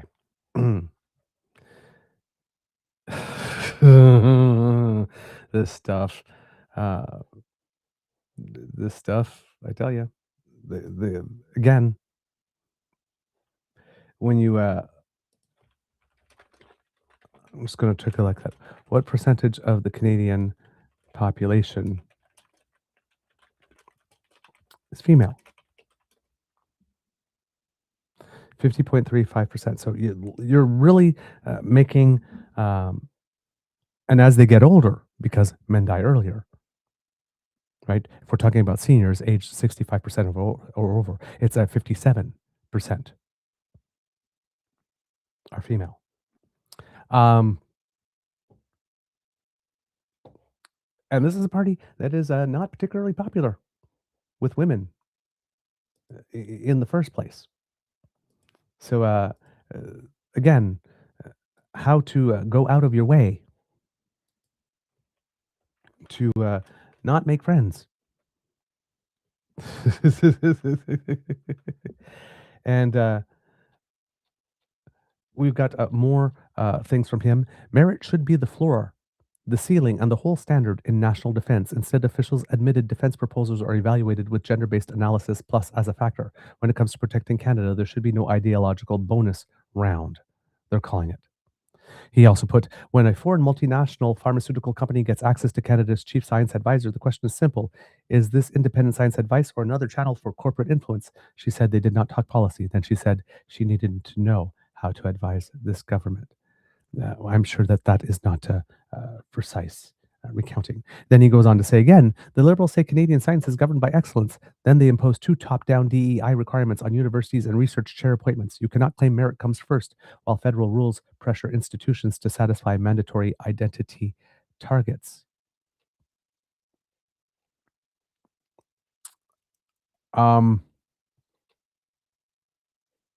And then with this particular piece, he said, watch the Liberals scramble to silence Canada's chief science advisor when she tries to answer what the definition of a woman is. They say, follow the science until the science answers the question. Mr. Ho would do well to actually get himself to a biology class as soon as possible, actually, because he does not appear to understand. He doesn't even appear to be able to understand the actual questions he himself is asking, which is rather frightening when you think. That's frustrating when that happens. Because when we're talking about biology, as you know, there isn't only XX or XY, right? This is, I saw perfect, I found it here, something that's absolutely perfect and really explains or shows why the Conservatives just keep on going wrong on this issue. And this is intentionally being wrong. This, because we're talking about either they don't want to know the truth or they do, or they don't know. And this is going to be very difficult. You can't read this here, so I'm going to have to read it out. But as you can see here, it's not just as simple here as X or XY. So I'm just putting it up there to show you that I do have that. But here, this is the typical Conservative statement. Biology doesn't care about your feelings. XX equals woman, XY equals man. Everything else is word games. So there's only men, there's only women, and you gotta split them between the two. But there's more than that. Biology says XX equals female, XY equals male, XO equals Turner, female, XXX triple X equals female. There's XXXX, which is tetrasomy X, which is female. There's 5 X's, which is pentasomy X, female. There's XXY, which is Klinefelter, which is male. Or affects men, I guess. There's XXXY, a male variant. There's XXXXY, also male variant. There's XXYY, which is a male variant. And XYY, which is Jacobs, they call. That also plans to male. There's XYYY, which is a rare male variant, and X with 4 Ys, another rare male variant. There's 46 XX male, which is SRY translocation. And I don't even know what half of these terms mean. 46 XY female, AIS swire, mosaics, mixed traits, chimeras, mixed traits.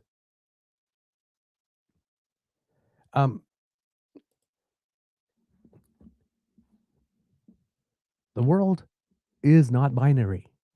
There are very few things in the world that are binary. And I come back to the same argument I make all the time. If in your mind as a conservative, there are only men and women, and you meet up with a trans person, and you treat them as other, neither male nor female, you are admitting through your behavior that there is more than male and female.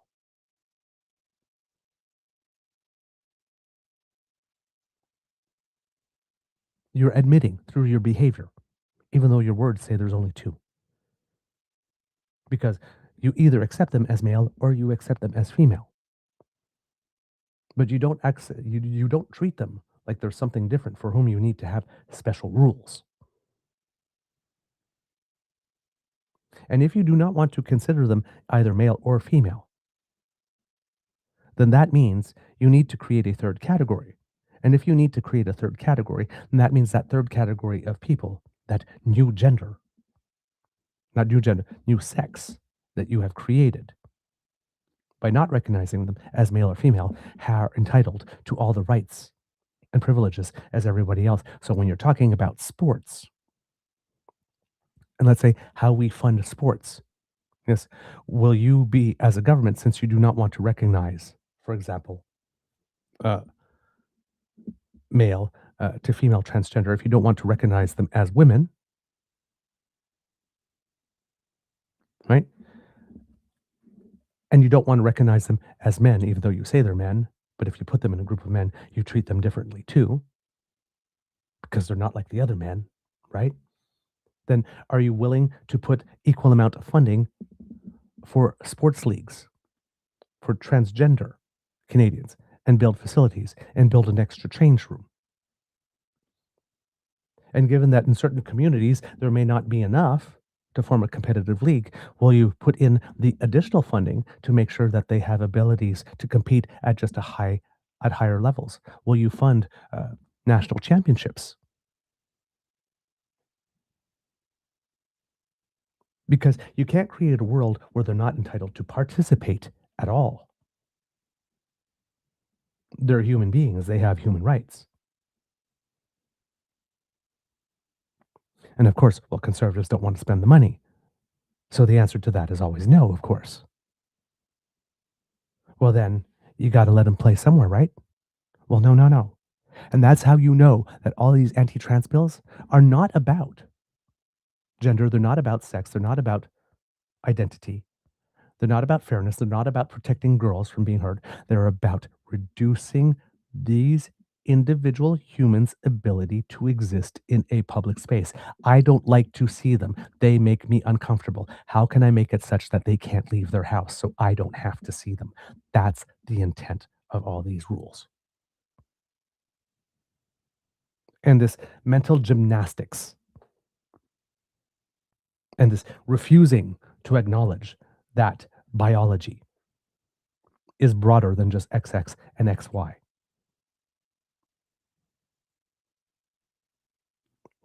They do not want these people to exist in public space.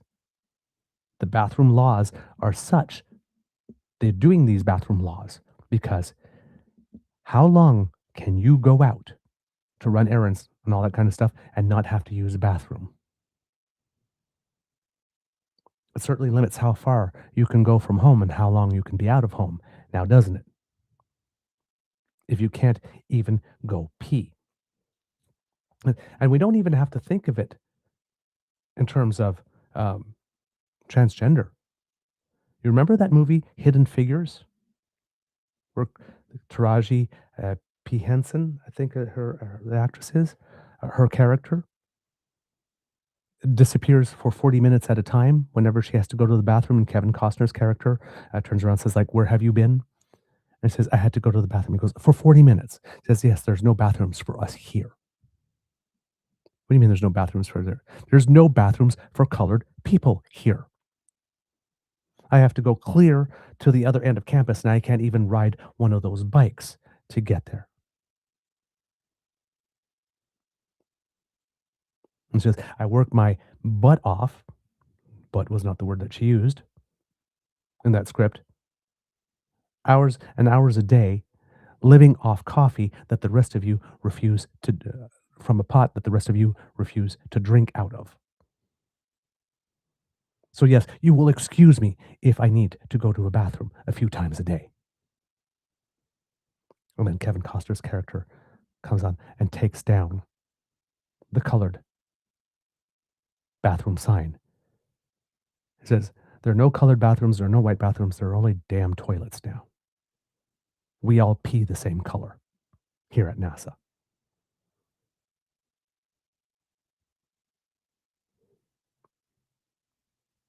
Those laws were also there to limit people's ability to exist in public space. This is not a new thing. These are people that what is different pushes their ick button and they can't cope. And rather than trying to learn to cope, learning to be better people, learning to overcome the fear of the unknown by actually reaching out to people and finding out whether or not there's something to fear. No. We're going to denigrate, we're going to diminish, we're going to defile, we're going to demonize, we're going to dehumanize so that I don't have to look at them. So I can go throughout my whole life without meeting one or having to interact with one or seeing one.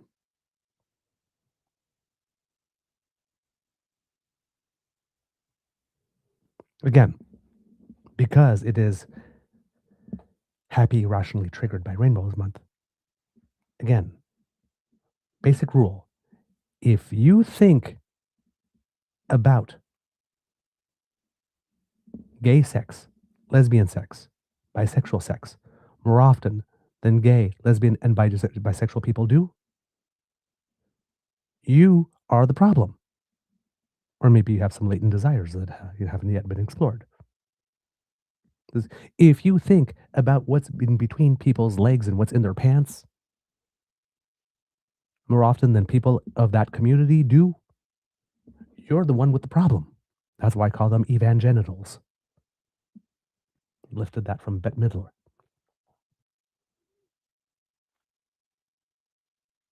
Why are these people so obsessed about where people go to the bathroom and what's in their pants?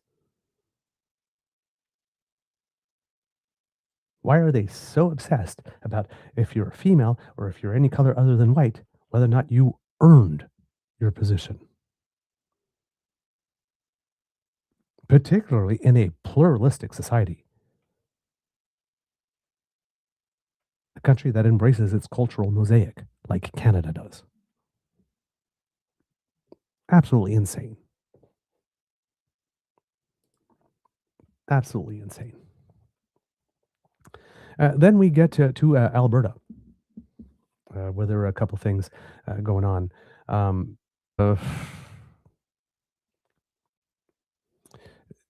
Remember the water not coal petition that Corb Lund circulated, and now it seems that he has enough signatures for it to go through. Danielle Smith has been on the record stating that it was her intent that if Mr. Lund met the signature threshold for that petition to go through on the October 19th referendum. She even held it up as an example of how it is that she supports citizen-led initiatives. Well, I'm thinking that Danielle Smith didn't actually expect Mr. Lund to hit that signature threshold when she said she intended to respect that, because lo and behold, over the course of the weekend, her tune appeared to shift. Brought this to us from the Your Province, Your Premier, her radio show.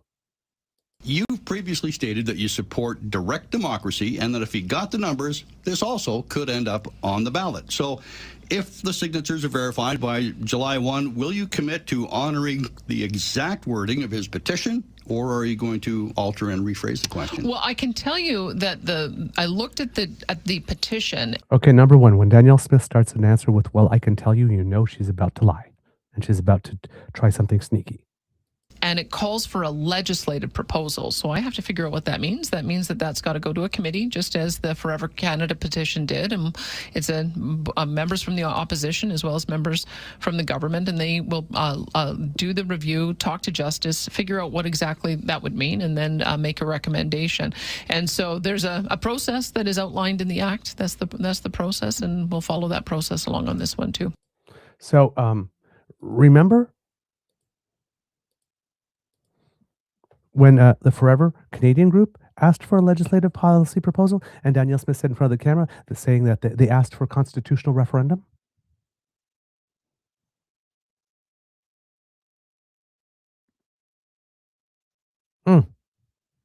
Yeah.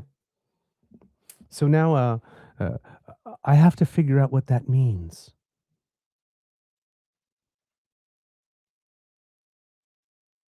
So she's not going to put it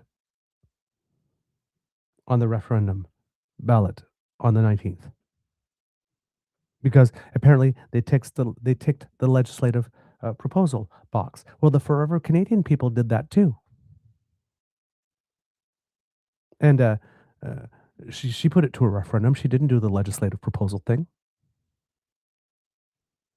She's already established the pattern that whether you asked for a referendum or a legislative proposal, she gets a referendum.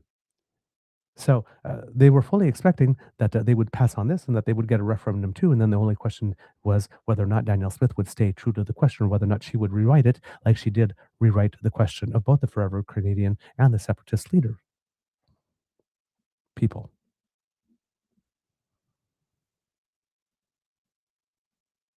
But now it might not even be on the ballot at all in any way, shape, or form. And it certainly won't be acted upon because the legislature has already risen in Alberta as well. Now all of a sudden, she doesn't know. There's more confusion. She needs to figure it out, what it means. Do like you did for the Forever Canadian petition. Just put it on. Oh, yeah, but you can't do that now, can you?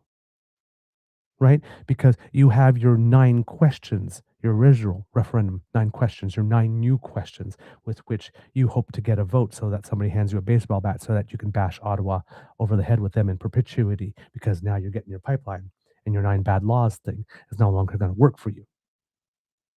So you need 9 more. And then Ipsos came out with a poll saying that there was only about 29% support for your questions. So there, you entered in some mental gymnastics to put the separatist referendum question on the ballot, because you hope that if you wanted to bring out the separatists or the people that want to send Ottawa a message, then you'd get more people coming out to vote for your 9 new reasons to bash Ottawa over the head in perpetuity. But the water not coal petition, however, well, that one puts a wrench in your plans, right? Because the water not coal people, and almost nobody in Alberta wants to, is whether they are UCP voters or not, is all that keen on coal over water. So the people that would come out and be motivated to come out to vote for water, not coal, are probably people that are not likely to vote for your 9 new reasons to bash Ottawa over the head forever. So you don't want them showing up at the polls. So now you don't know when it comes to that one.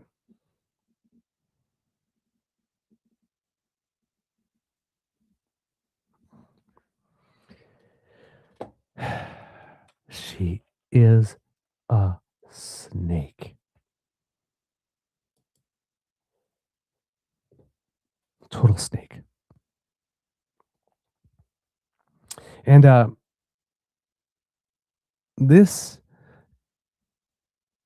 another bit of news, and I have to issue trigger warning for suicide and self-harm, because in Alberta, this is a second person that we know of now has taken their life,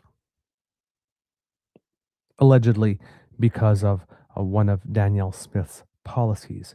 You'll remember, I think it was in February of last year, there was a young transgender person, after Danielle Smith had made it clear that she was going to go ahead with her anti-trans laws, putting herself in between you and your doctor, between you and your family and your doctor.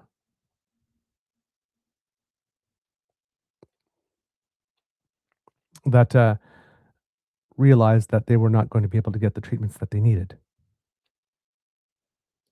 And they ended up taking their own life.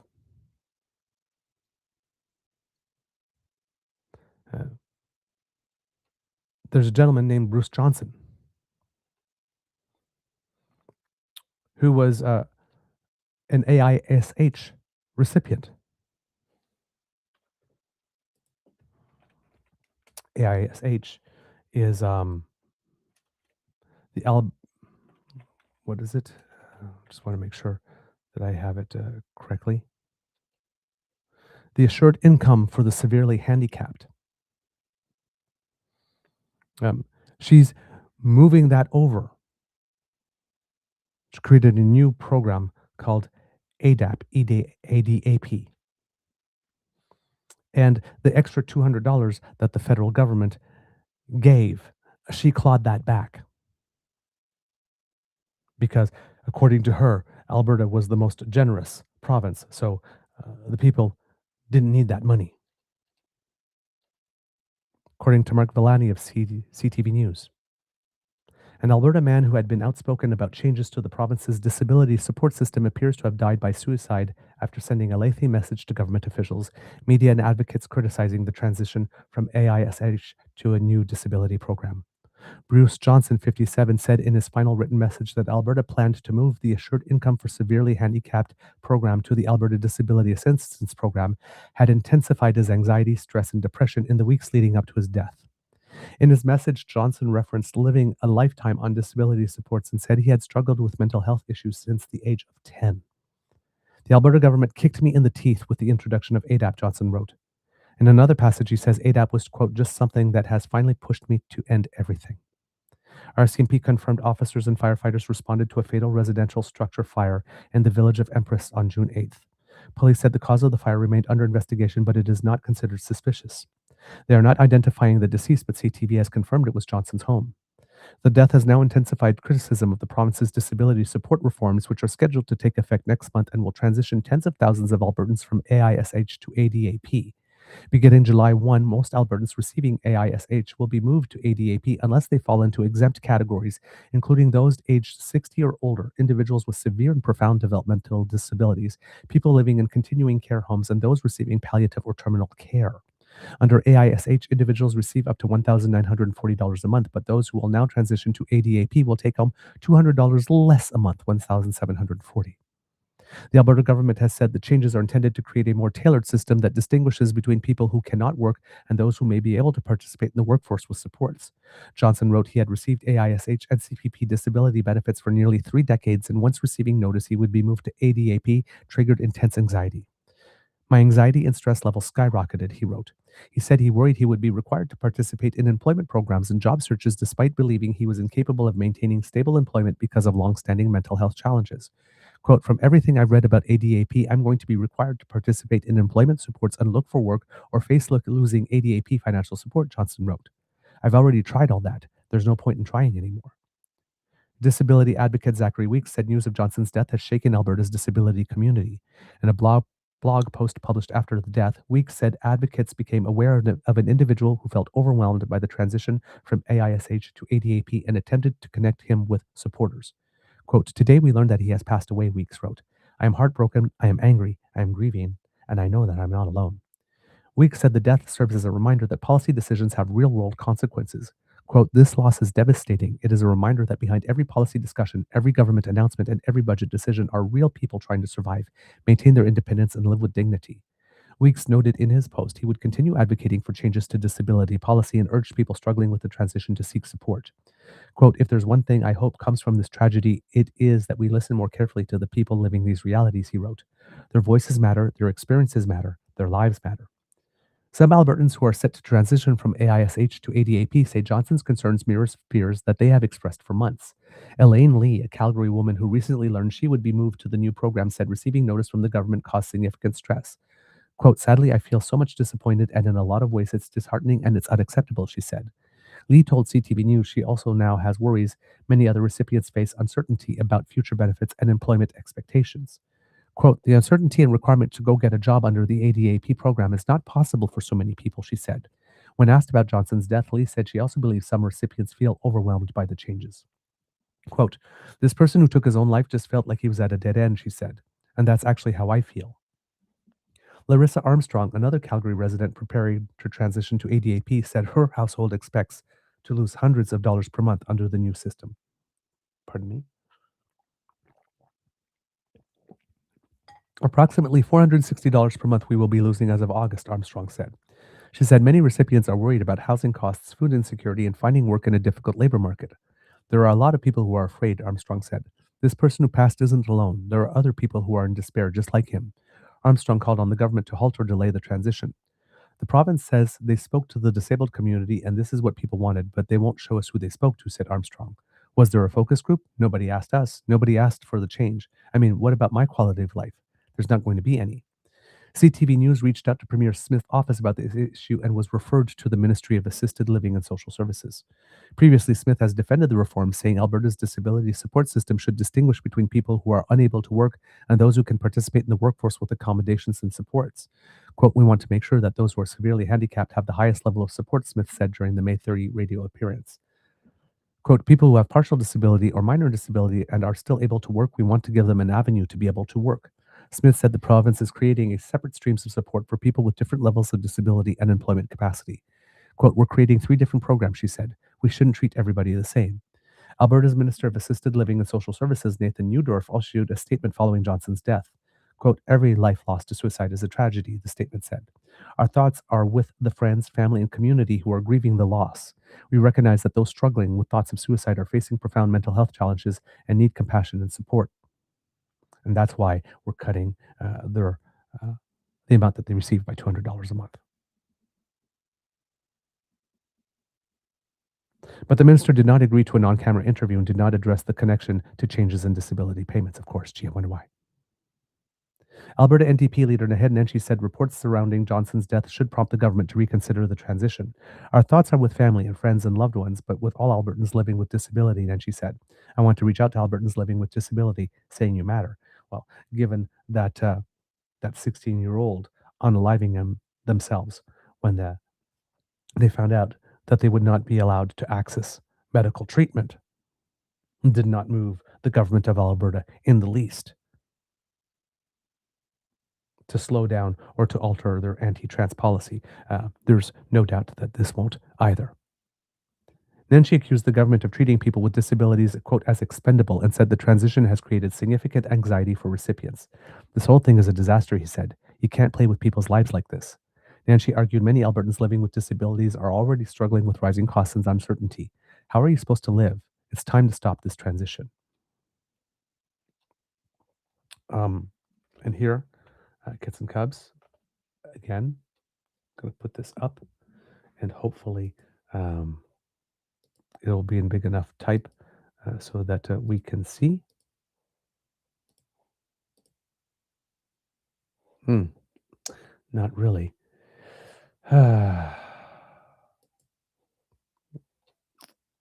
Here, but it says here, let's see if I can make it even bigger. And we can just, there we go. Hopefully that will help.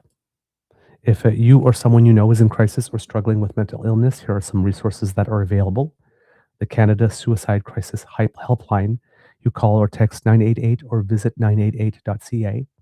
The Center for Addiction and Mental Health, 1-800-463-2338. And the Kids Help Phone, 1-800-668-6868.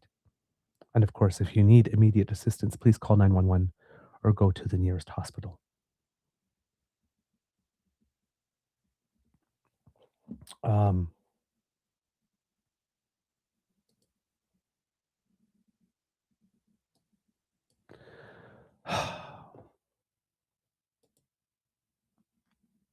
And these 2 cases are on top of 2 people who have died in emergency waiting rooms so far under Danielle Smith's tenure.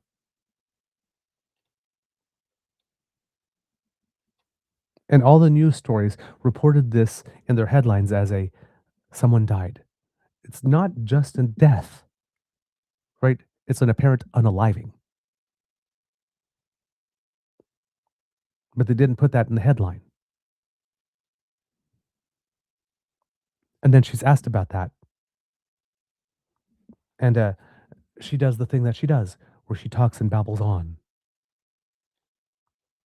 That we know of.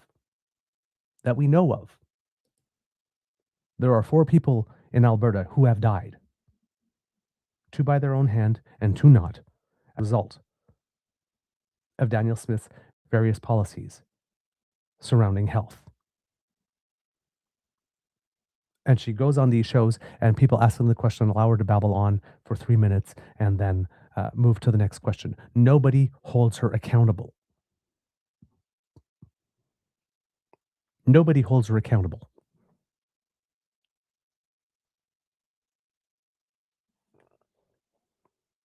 And to top it all off, there is someone who wrote to Danielle Smith, the government, because they had concerns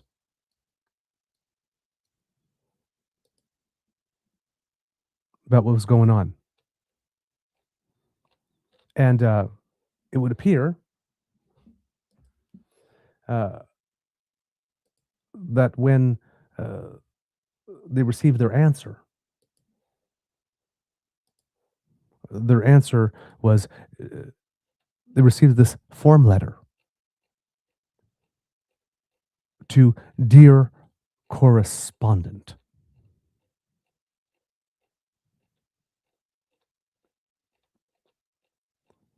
People are writing the government wondering how it is that they will get by.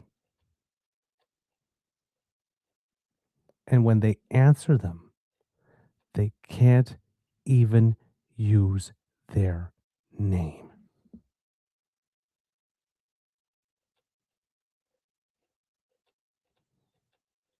Dear Correspondent.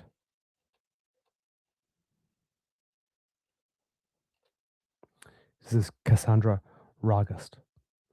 I told the Alberta government I was concerned that people with lifetime restraining orders against me could use the data breach to find me.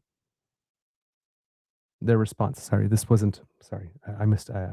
This wasn't about disability benefits, about another thing that they screwed up. Their response, a month later, a generic form letter that never once addressed my safety concerns.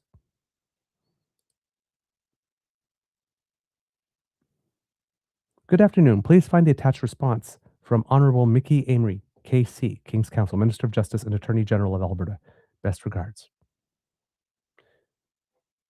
Dear Correspondent, thank you for your recent correspondence regarding allegations of the unauthorized use of Alberta's list of electors. As the Minister of Justice, I appreciate the opportunity to provide the following information. The Government of Alberta is aware of the situation, takes the protection of Albertans' personal information very seriously. Elections Alberta is responsible for administering provincial elections and ensuring elections laws are followed. It is my understanding that Elections Alberta is taking action on this matter. You may also wish to view Elections Alberta's news releases on this and related topics, including blah, blah, blah, blah, blah, blah. It's also my understanding that the RCMP and the Office of the Information and Privacy Commissioner of Alberta are reviewing the matter. As the Honourable Danielle Smith, Premier of Alberta, noted on May 1st, 2026, the Government of Alberta will wait for the results of those investigations before commenting further. Thank you again for writing and for sharing your concerns with the Alberta government.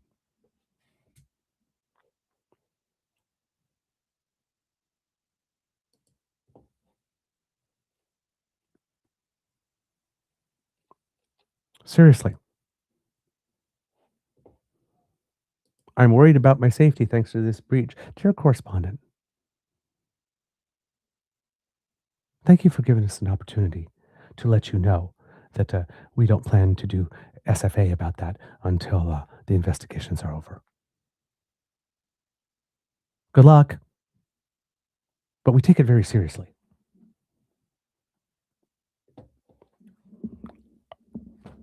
Come and tell me this movement is not a death cult. Come and tell me this movement is not a death cult.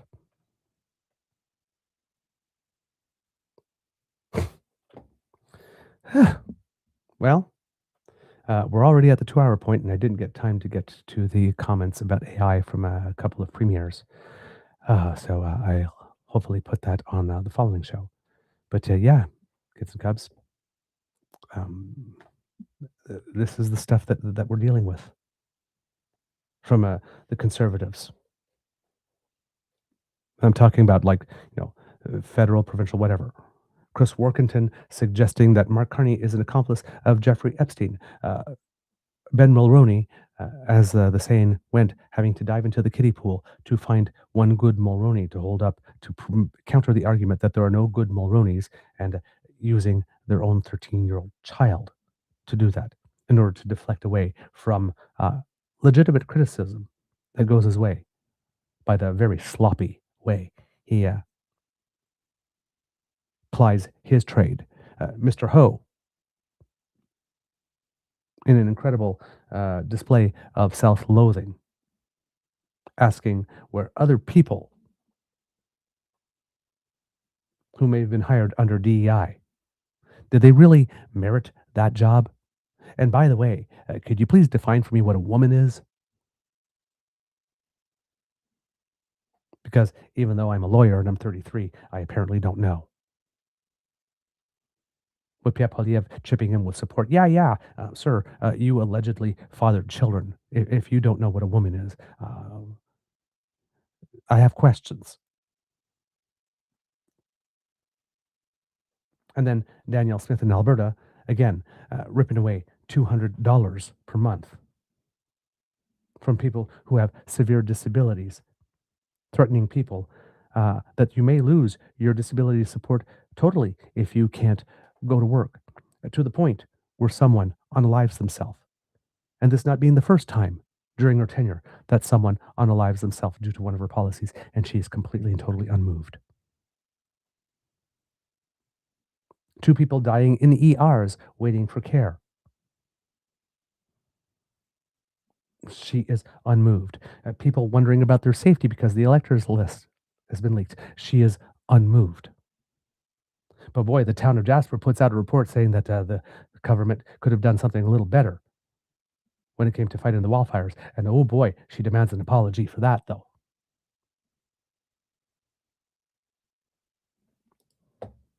Come and tell me this isn't malignant narcissism.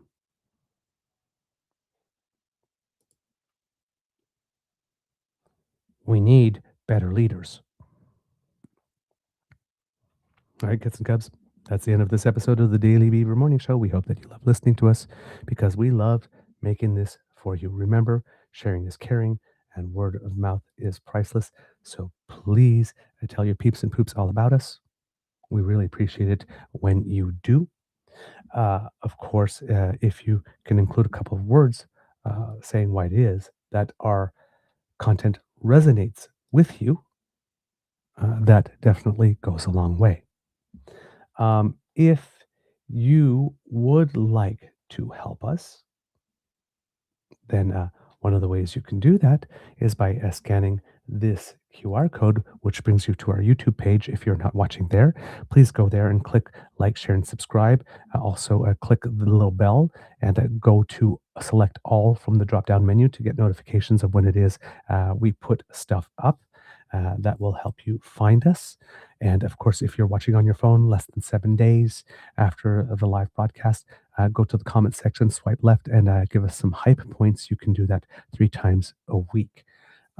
If you cannot, so those are some of the things you can do. Other things that you can do, kids and cubs, of course, is offer us some financial support if you are able to. We would very much appreciate that. If you scan this QR code, it brings you to the Eager Beaver Lodge Emergency Hydration Fund at our coffee page. That's coffee, ko-fi.com/eagerbeaver, where you can make a one-time or a recurring donation to keep your favorite beaver nice and moist. Thank you very much for your support there.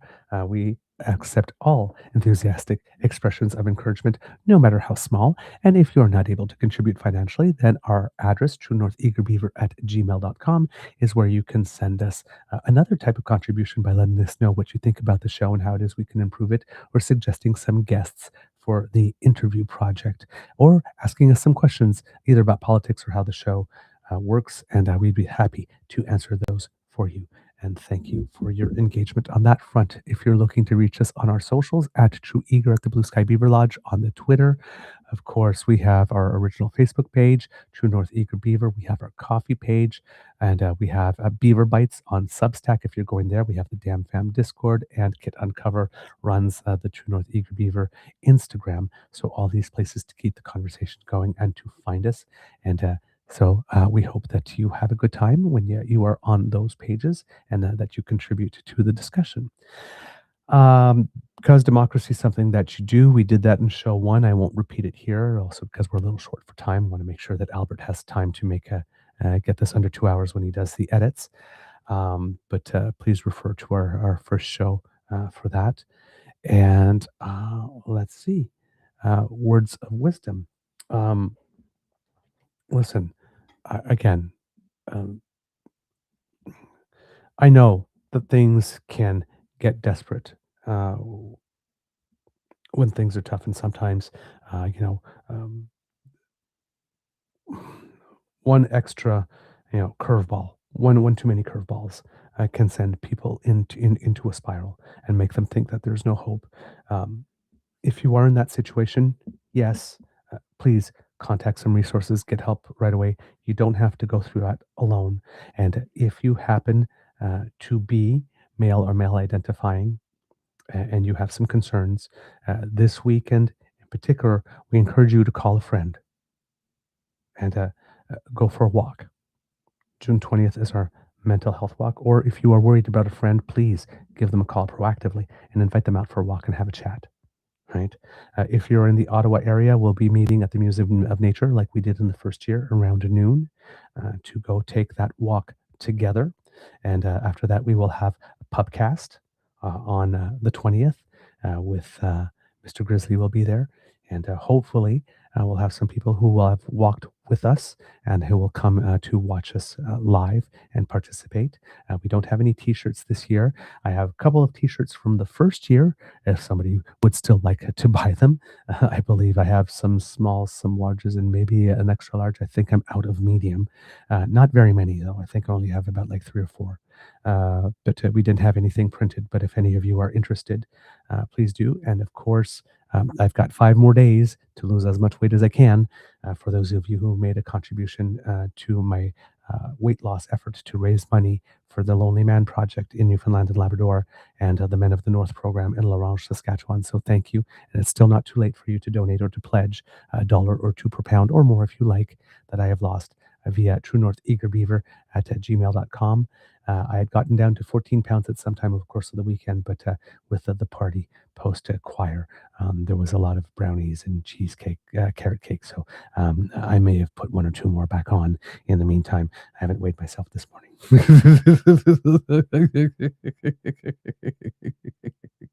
So, but yes, hopefully your contributions there will allow us to make a little donation to our beneficiary organization. There will allow us to make a little donation to our beneficiary organizations.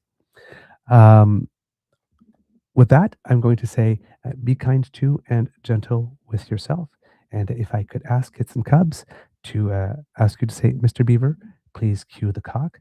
And after you do, I will give you a little cock-a-doodle-doo, and I will not be coming back for Canadians Who Make Us Proud at the end of this one, because again, I want to make sure that we're able to get in under 2 hours for Albert, who will be doing our editing. So at the count of 3, 1, 2, 3, let me hear it. Oh yeah, that is the good stuff, Kits and Cubs. Thank you so much for that encouragement. I will say amour et bisous right now. And all right, here's a little cock-a-doodle-doo just for you.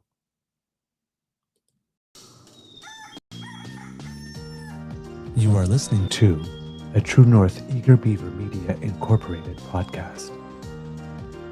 The True North Eager Beaver podcasts are proudly brought to you by our founding sponsors, the Misfit Mysteries from Corb Lund Publishing, your source for science fiction, fantasy, and cozy mysteries featuring a broad diversity of characters, CanadianTarot.com, their uniquely Canadian online eclectic tarot community, and the Peppermaster, Hot pepper sauces made from farm-fresh ingredients to thrill your taste buds and expand your mind.